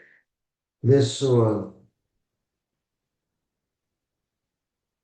Okay. This means that the CEO is trying to cover up and conceal the issues, which is, this means that the CEO is trying to cover up and conceal the issues, which is quite unethical and questions his integrity. Is that okay, guys? Is that a good explanation? I mean, you can use any wording, but the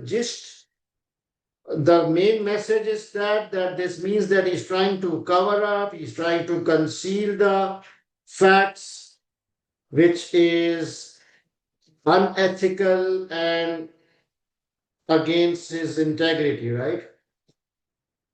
Hmm. Any idea what will happen if the police finds out that the CEO has concealed? What is the impact if the police finds out that all the evidence has been removed? That's a serious thing, right? Reputational, legal, fines. If the police, that's the impact. Police finds out that the facts have been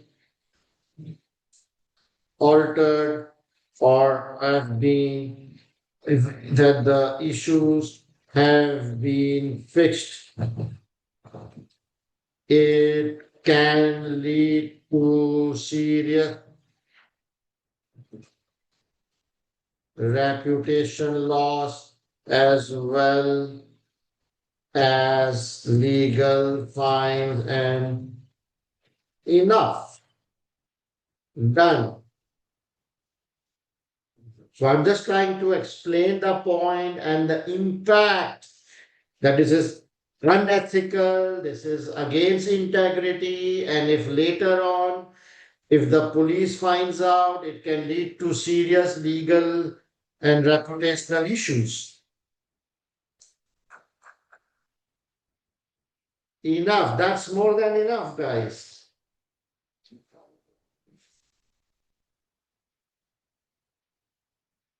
Do you understand the drafting approach, especially the new students? Because my existing students are already aware of this. So the first sentence here is the statement of fact. And then I just elaborated on it, explaining my thoughts that this is unethical and what is the impact if this happens.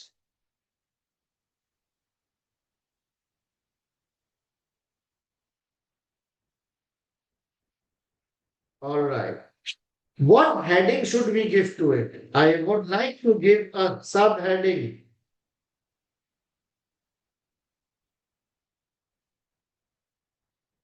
I would always prefer to give a subheading. Emmanuel, very good. Concealing of facts. Concealing, or shall I tell you a easy shortcut?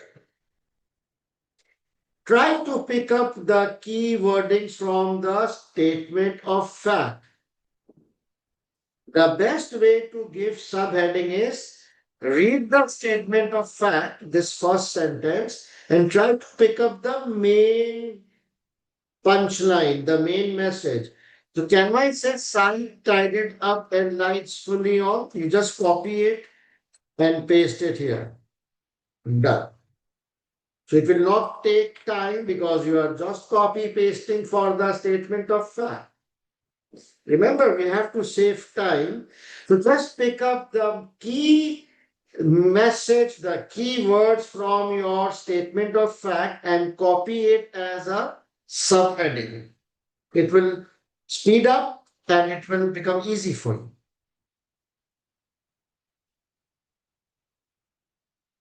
Done. What else is there?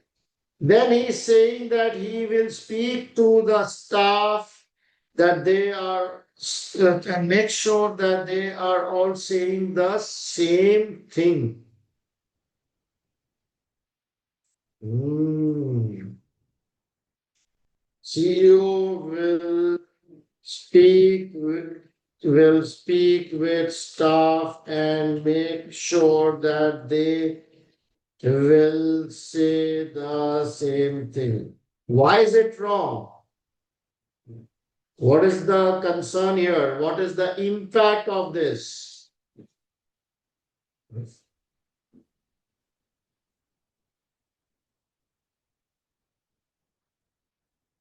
This means that he is trying to intimidate the staff and forcing them speak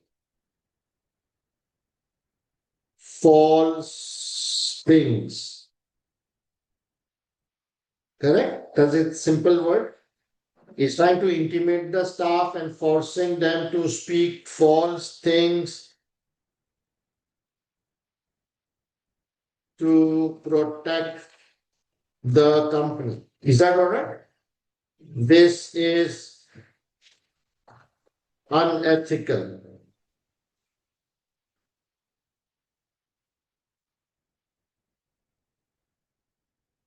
Or we can say this is against the ethical code of conduct.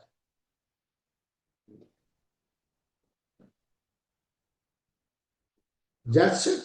More than enough. One sentence of statement of fact, and then you just need to elaborate the impact or the reason why you are saying it's unethical.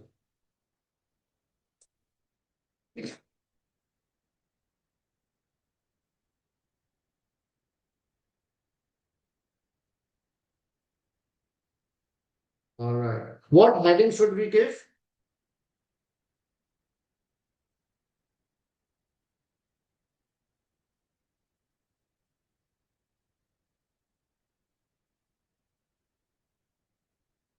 Done. Staff will say the same thing.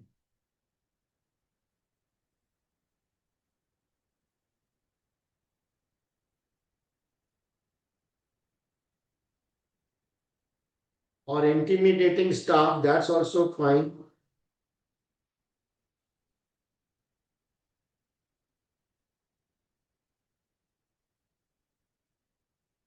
All right, let's move on.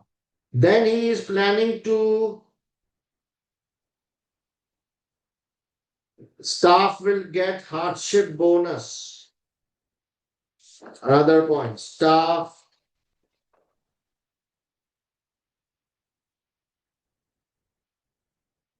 bonus uh, because of the stress. Okay.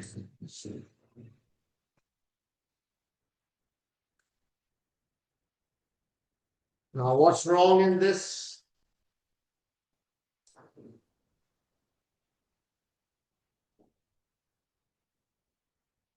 Bribery. Okay. Staff will get hardship bonus of because of the stress that night. This can be seen as a bribery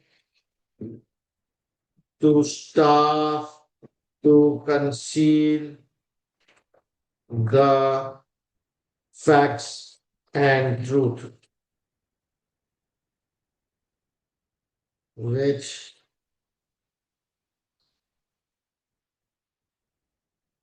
any form of bribery is unacceptable.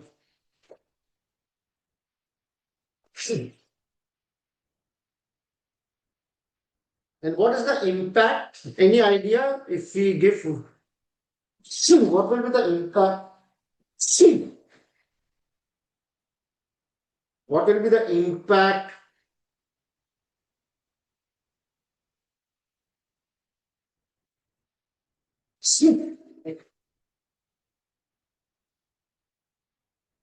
And it will set a wrong example and can lead to reputational loss and lawsuits. Impact, right? A little bit of impact is required. What should be the heading? Hardship bonus.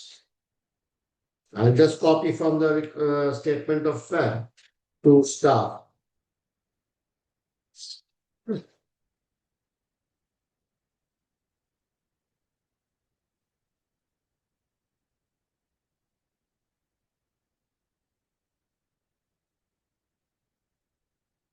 Done. What else is there? I'm fed up with the protesters. Is that the right attitude? I'm fed up with the protesters. Hmm. Ethical or reputational? Where do we keep it? Ethical? Okay. I mean, it's subjective, wherever you want.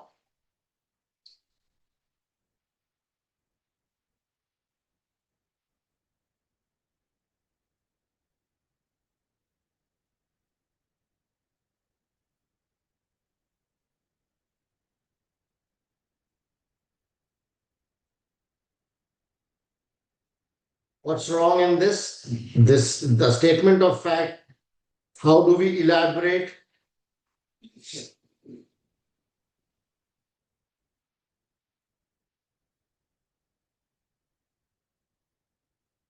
As community is an important stakeholder, and if he does not give them this is unethical, as community is an important stakeholder, and if he does not treat them correctly, it will lead to more incidents in future. Is that okay? The impact? More incidents, and someone said, and business disruptions. I like it. It will lead to more incidents and business disruptions in future. Very nice.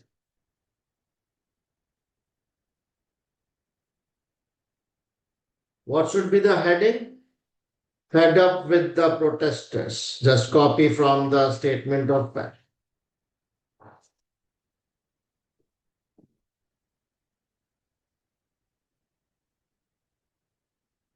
All right. What else? I saw in the start that the protesters were unable, were very unhappy, were not able to meet. All this escalated because the protesters were unable to meet.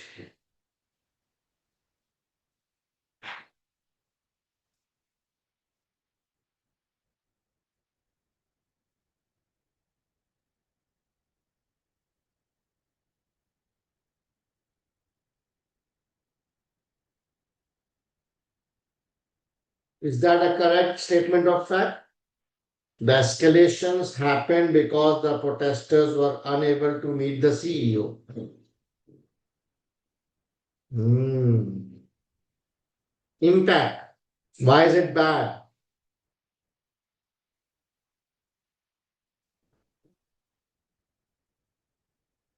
Is that okay?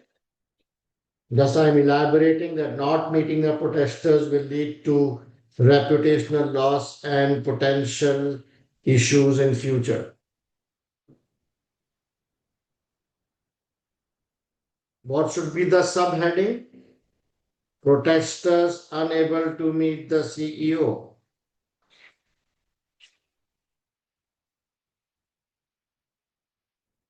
Now, can we move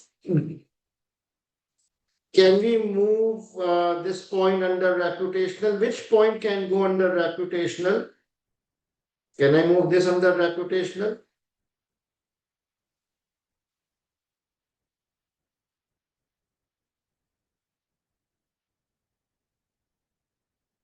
So you see, the bifurcation is not very important. The examiner, because these points are subjective, they might fit under ethical, they might fit under reputational, because ethical and reputational are linked, right? So just keep 1.2 point under reputational. Whether it's right or wrong doesn't matter. The examiner will ignore. So don't overthink about it. Just park 1 point under reputational and you are done. Is that clear, guys? Because as I said, ethical and reputational are linked, right? Ethical implication will lead to reputational issues. Right.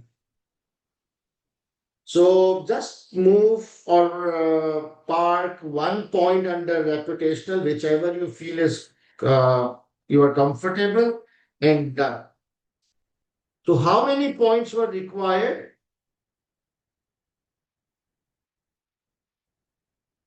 4. How many points I gave? I gave 5, right?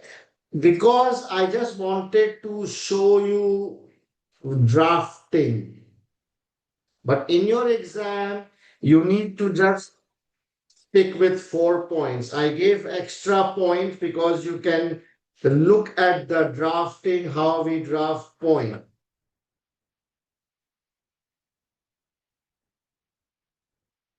Manas is saying that poor health and safety conditions, is that a reputational link? Is that a reputational risk? Poor health and safety environment. Yes, very valid point. Do you want me to draft it? It's very simple. Uh,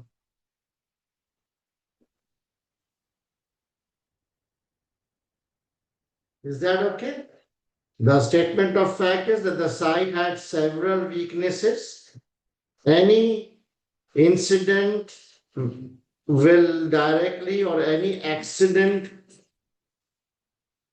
will directly affect your reputation and may lead to legal fines and penalties and high staff turnover. Maybe the staff might leave us because we don't care about their safety. Easy.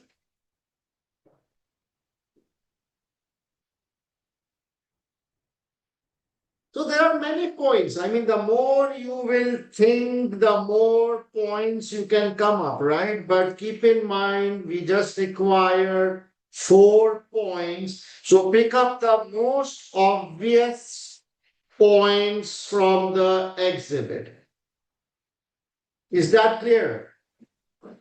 We just require 4 points. So pick up the most obvious, most straightforward points from the exhibit rather going into philosophical discussions. Don't overthink, guys. We just have 18 minutes to read, to draft, So time is very short. So pick up the most straightforward, obvious points from the exhibit, elaborate, mention the impact, and out. So now the answer looks okay. I have given extra points. In your exam, you are supposed to write 4 points, not five, not six. So, as I said, SBL is all about drafting and practice. You remember what Aditi said? Practice, drafting, practice, drafting, practice. So these are common sense questions. You don't require theoretical knowledge, just logical thinking and able to draft the impact.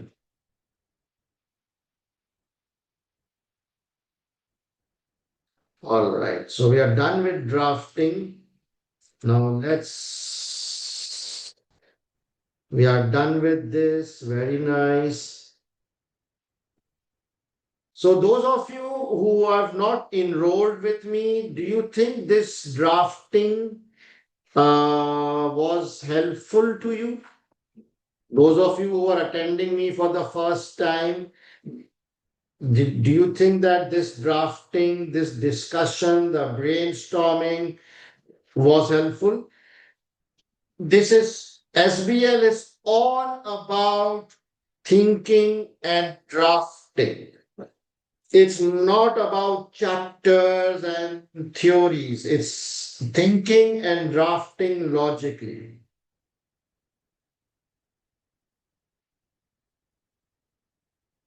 So if you think this was helpful, you can consider joining my revision batch starting 4th of August, in which we will be drafting 7 or 8 past papers, just like this, full past papers. So it will really help you think, develop your thinking skills, drafting skills. All right. So 7 to 8 past papers, including mocks. It will also include the pre-scene discussion. It's all live classes so that we can interact, we can debate, we can do brainstorming, and the recording will be available the next day. And this is the investment. So if you're interested in enrolling in my drafting sessions, please message on this number. This is the timetable for my revision classes, guys. So it's very extensive. There will be 20 classes in August. All of the classes will be in the evening hours, 6 p.m. to 10 p.m. Dubai time. So we'll be solving, 7 or 8 case studies as well as the pre-seed.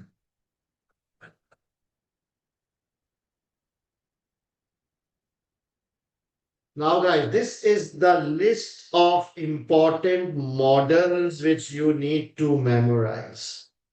There are 10 models which you need to memorize. There is no shortcut. 10 models which you need to memorize, like PESTEL, Porter 5, Strategic Position, SFA, SWOT, Post Corporate Parenting, ANSOF, Harmon, Mendelo, Culture, Change Management, and Risk Mitigation. You will find all of this in my top 25, okay? So these 10 models and 15 topics. Other than the models, you should be very familiar with these topics because these are the most frequently tested topics in SBL. So this is total 25, 15 topics and 10 models. So please, before you join the revision class, you must properly memorize the top 25 topics so that you don't struggle when we are solving past papers. Is that clear, guys? So basically, there are two prerequisites for joining the revision batch. There are two things. One, you need to do my top 25, and secondly, you need to remember this webinar. Webinar day one, in which I have explained all the formats, the professional skills, and the exam techniques. These two things you need to go through so that you can enjoy the drafting and take full benefit of it.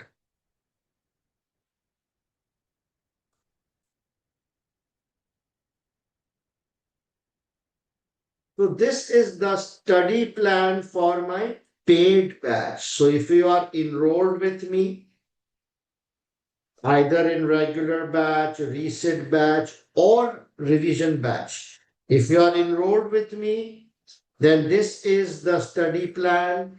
You need to first master my top 25, need to memorize the top 25, need to memorize the list of impact. You need to watch the webinar day one for exam techniques, and then attend all classes going forward. Is that clear? This is the study plan for my enrolled batch. But if you are a self-study student, that's also fine. If you don't plan to enroll with me, then this is the study plan which you should follow. This study plan is exactly the same which I will follow with my paid students. And I'm sharing my study plan with you guys as well. The only difference is you will be on your own because you're a self-study student. You just need to do all this on your own. But if you enroll with me, I will be doing all this in the live classes. Final message, stay away from book, revision kit, and study hub. Why? Number one, only 4 weeks are left. Number two, 50% of the paper is common sense, so you don't require book and theoretical knowledge. Best source of practice is past papers instead of kits, and all the global prize winners and high scorers, they have confirmed this. So this is the contact details for any admission inquiry. And if you have any doubts or questions, you can directly WhatsApp to me. All right. All right. So we are done with webinar. We are done with webinar. Now stop writing, please. I want to spend some time for question and answers now. Okay. Now I want to spend like 10-15 minutes on answering your doubts and questions. Can you stop typing, please? Don't you understand plain English? Stop typing. Wait.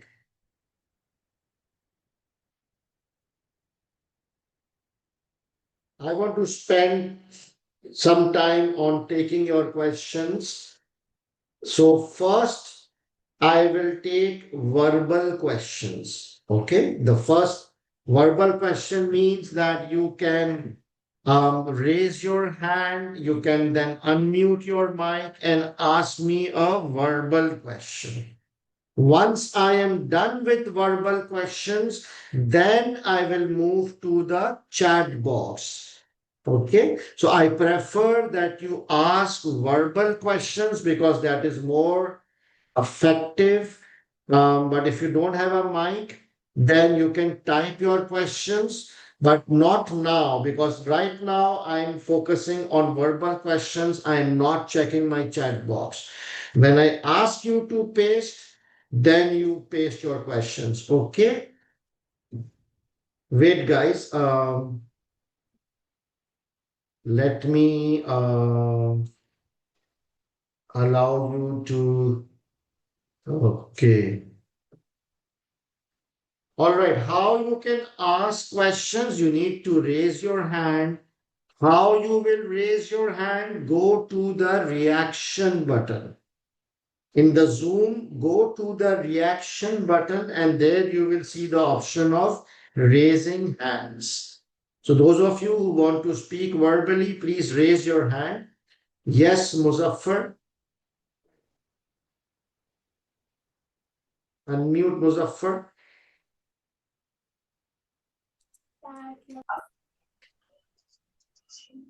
Hello, Hello. Assalamu alaikum, sir. Walaikum salam. Uh, Sir, I'm also, my first question is I'm also doing all webinars that are mentioned on your top 25. And till now, I have completed almost top 25 topics, including your chapter-wise notes What details. is your question? Can Sir, you please keep now, it short? You have 10 seconds. yes, sir. Now onward, what can I do for developing my drafting skills? Are you enrolled with me? Yes, sir. I'm now Yeah. I'm enrolled your PhD batch. Are you enrolled with me? It's a yes or a no question. Yes, sir. Yes, sir. Okay, so then no need to do anything. We will work on drafting. We will do at least 50 more questions, so your drafting will improve. Right now, just memorize the top 25 and go through the exam techniques and professional skills. That's it. All right? Don't overthink, don't overstress. Okay, sir. Thank you. What is your second question? No, sir.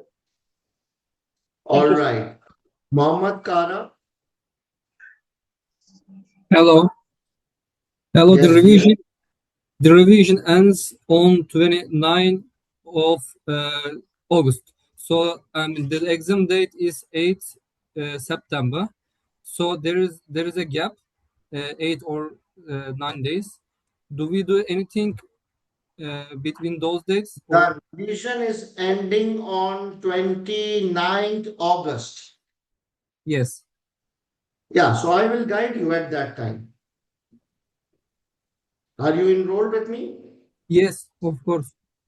Yeah, don't worry. Then I will guide you what to do in the last 4 days. When is the exam? 8 September. Are you sure? No. When Uh, is the exam, guys? Can anybody confirm? Is it 8th September? Yes, it's 8. Let me see.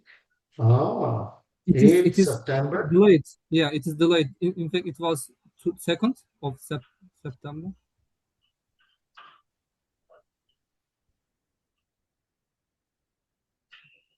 Uh-huh. All right, I will guide you at that time what you do in the last 5 days. Okay, nothing to worry. Thank you. Ani, Hello. Yes, sir. Can you hear me? yes, come closer to your mic, please. Yeah. Can you hear me now?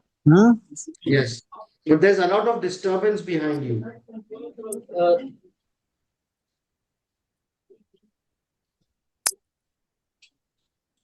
Roshna, Hello. Sorry for that, sir. yes, Ani, go ahead.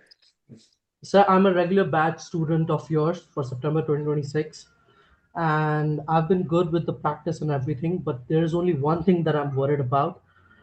Learning these topics and the top 25 topics and the enhanced impact list is fine, but always I get confused where to use that in the examination, like when I'm practicing. So that's been the problem for me so far since I've joined your batch throughout the July. So how can I overcome this problem? Because as far as the common sense questions are concerned, I'm really fine with that. But half of the like some of the questions, tasks do require that knowledge Enough, to 10 make seconds. this. 10 Yes, sir. seconds. Yeah. So don't worry about it. You are enrolled with me. We will be solving 50 more questions. So definitely you will get a very good idea how to apply the top 25. It's not difficult, it's very straightforward. All right, sir. Thank you so much. Joshna? Sir, I'm a regular student of yours, but the problem with me is that this revision class timings is not a suitable timing for me since I am working in India. 7:30 to 11 is a bit difficult for me. So I was thinking कि मतलब आप question when you What give me the question. is your question? So that's what I like. If I solve the question on my own and send it to you, you'll check and like No, give me the. not that. If you are not able to attend the live class, you first need to watch the recording the next day, learn from it, develop your understanding, and then you will draft. I'll send you the drafting. You'll check right now. That's what I was asking. Drafting in revision classes, I will not check. I will only check one mock. Okay? Okay. I will Okay. share my drafted answer and then you will have to compare your answer with my drafted answer and then you can reach out to me for any doubts. Okay. All right, now. Thank you, sir. So this is just a follow-up to what the lady just asked. I'm also in Ghana and the timing is not very favorable. So my humble petition is, can the recording be loaded as soon as we are done so that we can go through it before the next class? True. So the recording normally is available after 4 hours on the LMS portal, so you can watch it. Thank you, sir. All right, Muqaddas. Hello, sir. Am I audible? Yes, dear. Okay, I'll need a minute. I am coming from after 9 exemptions, and it is my first exam. So I'm a bit concerned about it because I wasn't able to study anything. All I have is this revision camp.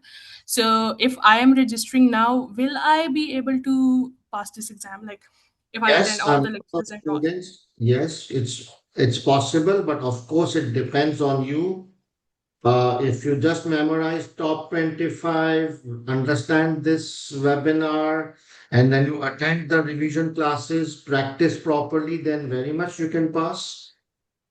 Okay, okay. And the other question is, will we get the drafted answers right after the videos, or like how it's handled? Like when we gonna receive the answers so that we can. The drafted answer is sent right after we complete the paper. Okay, okay. Thank you so much. This is it. Karthik. Hello, sir. So my question is actually regarding the question that sir discussed just now. So I'm concerned about the marking format. Like the thing is 10 marks, right? So meaning 4 points means we need to obviously explain the issue, and then once we get the impact, once we return the impact also, then only we get for that 1.2 marks, is it? Yeah. All right. So actually that was my only question. Thank you. All right. Kasia. Hello, sir. I have a follow-up question about the live mock exam. Can you hear me? Yeah. Yes. So I'm just wondering if I'm not able to attend of 2 mock exams on the live because of my work. I'm just wondering if I'll be able to deliver that exam before the briefing meeting. Yes. Can I still send over to you? Yes. Thank you. Shahabal.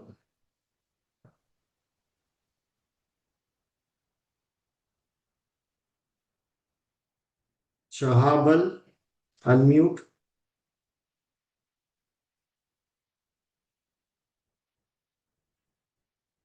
Nitya, unmute. Nityasri.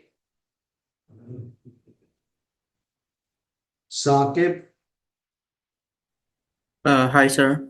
My question is that this is my first attempt, and my point is that I have just gone through your 25 video, 25 top 25. So in this question, which you have just covered in the live session, so I'm trying to apply somehow. Obviously, I couldn't able to recognize or memorize all the models, but still confused how to apply the model where applicable, because it seems pretty, you can say, common sense everywhere. So we have such knowledge and we can generate it, but how to What apply those is models? your question? I mean, where, what type of question will be there? Then we have to apply model or something like that.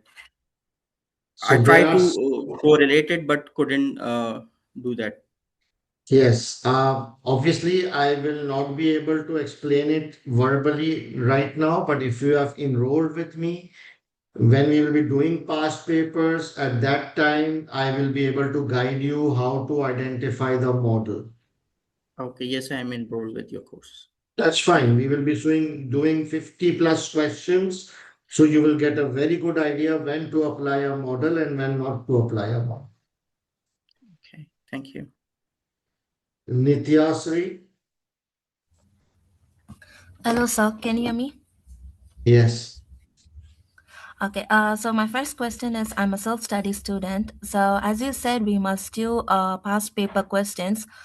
Can you guide me on how to do it so that it's more effective than just reading How to answers do from it? the... Yes, so how to do the past paper exam practice, because I'm confused with that. You just solve the paper. That's it. If you're a self-study student, you read the paper, you know your top 25 and you attempt the paper.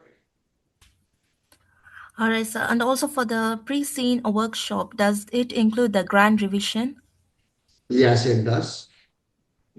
All right, sir. Thank you so much. All right, Tina.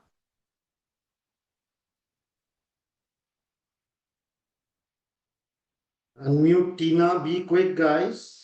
Oh, sorry about that. I think I might have missed it. Do we have a marked session where you're marking the exams? Yes. I just want to get feedback on how I'm drafting, because I've been practicing, but sometimes my Yes. answers are not quite as good as yours. So yeah, Yeah. If you are enrolled with me, then of course your mock will be marked and feedback will be given. that's great. Thank you. All right. JTM.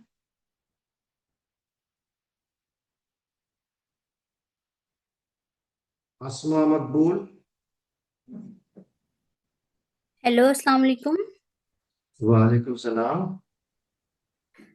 Sir, as you said, you will do 7 to 8 past paper. So my question is, will you do the entire paper or just some parts of the paper? Full papers, A to Z.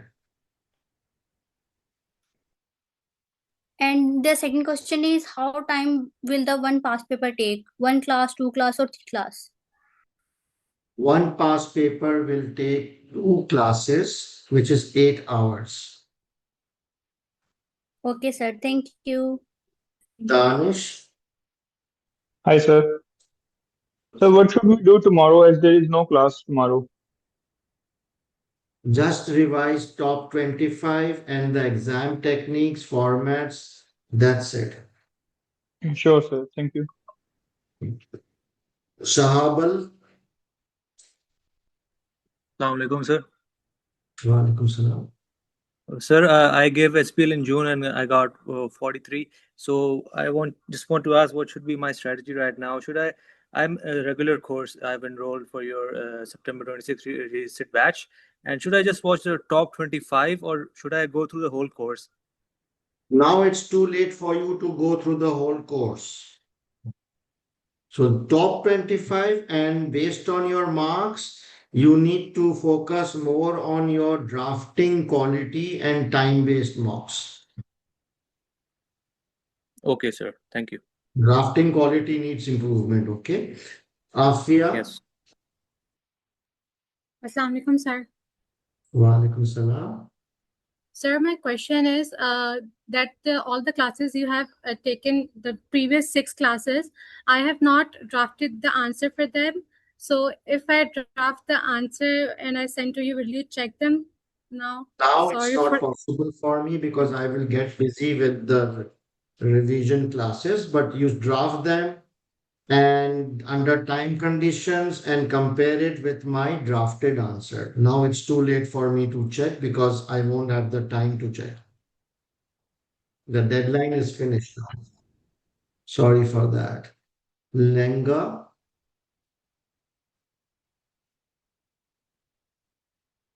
Good evening, sir. yes, good evening. All right, I have two questions. First question, in almost all of our drafting, we will always have to talk about the impact of whatever is happening. So how do you coin an impact easily so that you don't waste a lot of time and it is on point? So I have a document called List of Impact. Okay. Okay, in which I have summarized the various impacts for many items. If you can memorize that list, it will really, you will be able to draft the impact very quickly. All right, thank you very much. And secondly, the top scorer that we had at the beginning of the class, she mentioned not using AI. So, sir, I would like to ask you, what do you recommend? Should we use AI to study or not? Not at all. Please do not use any AI tool to mark your answer because they are quite misleading. Okay. Yes, Musa, but do you study with it? huh? Yes, you will not use it to mark, but do you study with it? Can you use it to study? Study what? If you just memorize top 25, it's more than enough. Okay, all right, thank you. Over. All right, Musa. All right, good to see you, Sir Hassan. Are you hearing me? Yes. This is Musa again from Gambia. So Yes. last exams I got 47%. Oh, Yeah, so I wanted to do the paper again in September, but this time around I wouldn't be able to join your classes because due to financial constraints. But notwithstanding, I do watch your top 25, and also I have the list of impact with me. So currently I'm going through it, but also I want to start the drafting as because I already have the background on how to, but I need to do it again to force myself as well. So I don't know what is your advice to this because the mark that I was having was very close, and it's in fact it traumatized me a lot. You just need to improve your drafting quality and your time management. Okay, so so you need to solve each paper at least 2 times. First time, ignore the time, just focus on the drafting quality. And then the second time, you must focus on speed and time management. That is how you will improve your drafting and your speed. You have Okay, my that's fine. drafting answers, so you Yes, that's can fine. But compare. I will join your precinct revision, inshallah, by the That's grace of important. Allah. Yes, I Yes. will try and get that. And thank you for the All help. right. I really appreciate All it. right. See All you. right. Ram, Hi, sir. Good evening. good evening. Sir, I just want to know what should I do to improve my drafting quality. I guess this had cost me only 1 mark.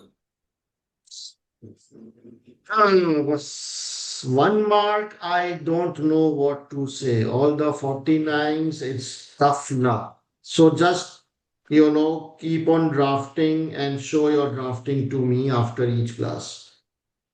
Sure. Rebecca, Hello, sir. Am I hello. audible? Yes. Okay, my question is, okay, so you gave us advice that now it's too late to go through the whole course and we can focus on the top 25 topics. I wanted to Yeah. know if there's anything important on the chapter videos that we are No, supposed to. Okay. none. Top 25, list of impact. That's it. All right. Thank you so much. Fahad, Hello, sir. How are you? Am I audible? yes. Sir, this is my second attempt in June 26. I got 49 marks. The issue is with me that I am less confident about the models. I also enrolled with the revision session in this attempt. My question is, what should be the advice for me to ace the exam in this attempt? So first of all, your concept is wrong. It's not about the models because models are very less used in SBL. It's something else. 49 means you lacked drafting quality and time-based mocks. Okay, sir. So just make sure that you solve each paper at least 2 times. First time focusing on drafting quality and ignoring the time management, and then do the paper second time under time conditions. That's it. All right, sir. Thank you. Thank you very much. Violator. Good evening, sir. Sorry for bother you, and thank you very much for taking this question. I'm a self-learner student, and thank you very much for your time to offer all these free resources for us that we cannot afford or whatever situation. No So problem. I do have two questions. I am a receipt student. I will receipt my exam now in September. And after my failure results come up, I just read the examiner report. I know you said that we shouldn't, but I've seen there two things that maybe I've done and affect my exam also because I finished all my exam. I wrote a lot to each of the questions and I still failed. But one is the skeptical things when they say that we don't need to question things. So they say that we need to stop question when we get some skeptical skills. And second, when we do, I know the evaluation, we need to do pro and contra. Yeah, as you said, because I watch everything that you provide around the internet. And on analysis, we need to find the cause. Yeah. However, on the cause is still pro and con on that because I think I mixed up. And my question are, how can I do to separate these two? And second, how I can manage to do in different way the skeptical skills to show out my skeptical skills other than question. Thank you very So much. And again, thank you for us answer this question. what was your marks in the previous attempt? 49. Oh, And I finished all the task, and I wrote a lot, even on the last with risk. I made the table. I know all the structure, but I think I'm losing in some of my structure in my answer. okay. So for skepticism skill, asking a intelligent question is very much allowed. You can ask an intelligent or a counter question. That is allowed. But other than asking questions, there are many other ways of showing skepticism. So, did you watch my yesterday's class in which I explained what are the packed words we use for skepticism? I didn't catch the first 2 hours because I was at work, so I had to So on the watch, last 2 yeah, hours. so you missed out. So watch the recording. It will be available tomorrow evening, in Okay. which I have mentioned some packed words which you can use for skepticism, like I disagree, or it's incorrect, it's unrealistic, I don't understand. And you can also ask questions, but intelligent probing questions, not stupid questioning tones. Okay. Okay, kind of when I ask them like this, I'm not sure how you will get this fund, this project, because That's fine. That's intelligent question. okay, so isn't this kind of problem that I had because I try to figure out what I've done wrong in the exam. Okay, 49 and the is other one, sorry, yeah. and the other one between evaluation and an analysis, how can I do the difference between these two in writing? Evaluation is pros and cons. You don't talk about reasons. You just identify the pros, the cons, and you talk about the impact. Yeah. You don't give reasons. You just Okay. identify the pro and con and the benefit or the risk to the company, the impact. But analysis skills, you need to identify the reason, the root cause. Okay. Okay. Thank you, sir. Thank you, sir. For your All time. right. Varis?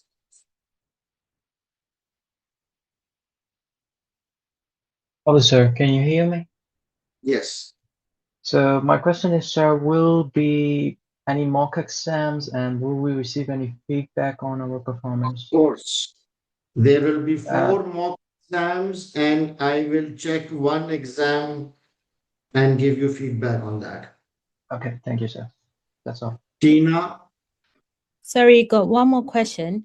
You know, like when you're practicing the past papers, it says you need 3 hours, 15 minutes, but a lot of them have got pre-seen. So does it make sense for me to just quickly get into the platform, read the pre-seen, then start the timer No. and start doing? Okay.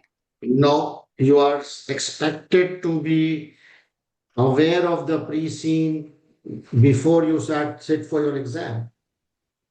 Yeah, but that's the thing, because we're going to have a grand revision with the pre-seen we are given days in advance. But when we're doing self-practice, the pre-seen is already on the platform. So can I maybe allow 30 minutes for me to read the pre-seen, then No, start you the are wasting your precious time. The pre-scene is available to you 2 weeks before. Are you talking about pre-scene or the exhibits? I'm talking about doing the practice past questions, like on the platform when you're practicing. So When you read the scene before you start. before I start the timer, right? Yes, you Yeah. need to read the pre-scene before you start the timer. Yeah. And then once you have read the pre-scene, then you start the timer. Okay, that makes sense. Thank you. All right, Gaurav. So I'm a working profession, so just wanted to get a confirmation that the revision class timetable which you have shared, is it like fixed or will there be any changes to that? It's fixed. Okay. Thank you. Saad, Sir, will you be sharing the PDF of day 1 and day 2 webinar alongside the recording? are you enrolled with me? Yes, sir. Yeah. Then I will upload the PDF in the LMS portal. Thank you, sir. Shahabal, Sir, I have one more question. You said you will check the mock exam. That will be the pre-seen mock, I guess. So what about no, other past paper? Yeah. What about other past I paper will. practice? Yeah. Yeah, I will discuss all the answers in the live class and share my drafted answer. Okay, so you'll check those as well. Okay. I will not Thank you, check sir. them. I will discuss the Okay. answer in detail and then I will Okay. share the drafted answer for you to compare. Okay, so you'll only check the mock exam, right? One mock, yes. Oh, okay. Thank you, sir. Junaid,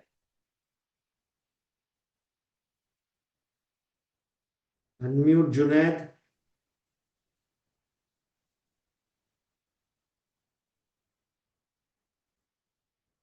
Mohammed Kara. Hello, one simple question. As you know, we will examine Yex Marine specimen paper. Do I need to read this pressing? That's my question. Yes. Yes, please. Thank you very much. Ashlyn.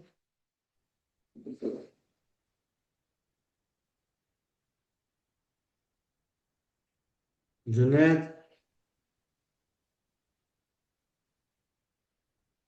All right, so I'm done with the verbal questions. Yes, who's this? Sorry, I'm Junaid. Yes, Junaid, go ahead. Sir, I wanted to ask that after getting the pre-scene, will you be providing or giving any expected models or questions? 100%. Okay, okay. That's it. Thank you. All right. Now I will move towards the chat box so you can type your questions now. But I will skip those questions which I have already answered. Huh? My Ying Lim, it is 50 questions, not 15. And yes, they are all from your past papers. Abdul Rahman, yes, you are supposed to redo them, but you will not submit it for me checking because I will not be checking the full past papers. It's not practically possible for me to check full scripts. Mohammad Hassan, you need to make sure that you focus on a lot of practice and give proper time to SBL on practice.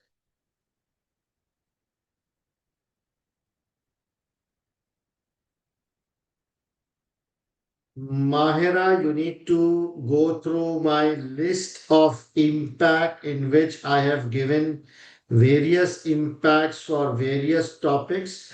It will help you, but sometimes you need to think logically to come up with impact if it's a new item. Okay?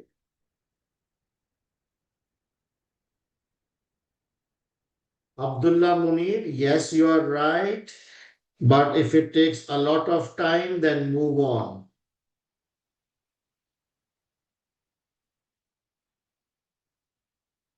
Azim, no, your concept is not clear about evaluation skill. You don't have to write anything extra. Just make sure you cover pros and cons. That's it. Salifu, no, I don't provide pre-seen mocks. I have a better strategy.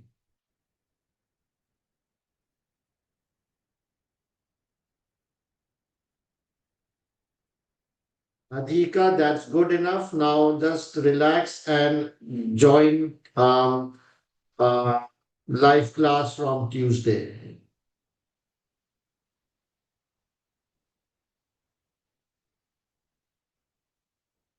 Mahira, you need to read the pre-scene before joining the class.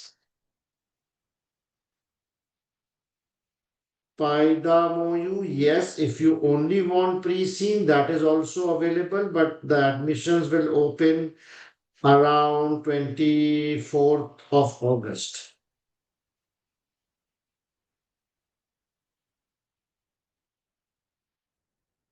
Prisha, yes, absolutely correct.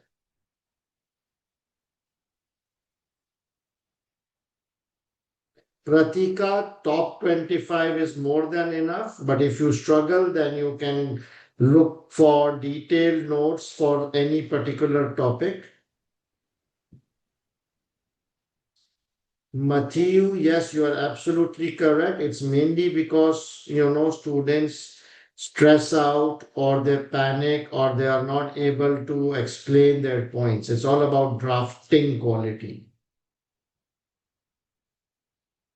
Nityasri, the grand revision on the last day, I will go through all the requirements of the past papers to recall the topics.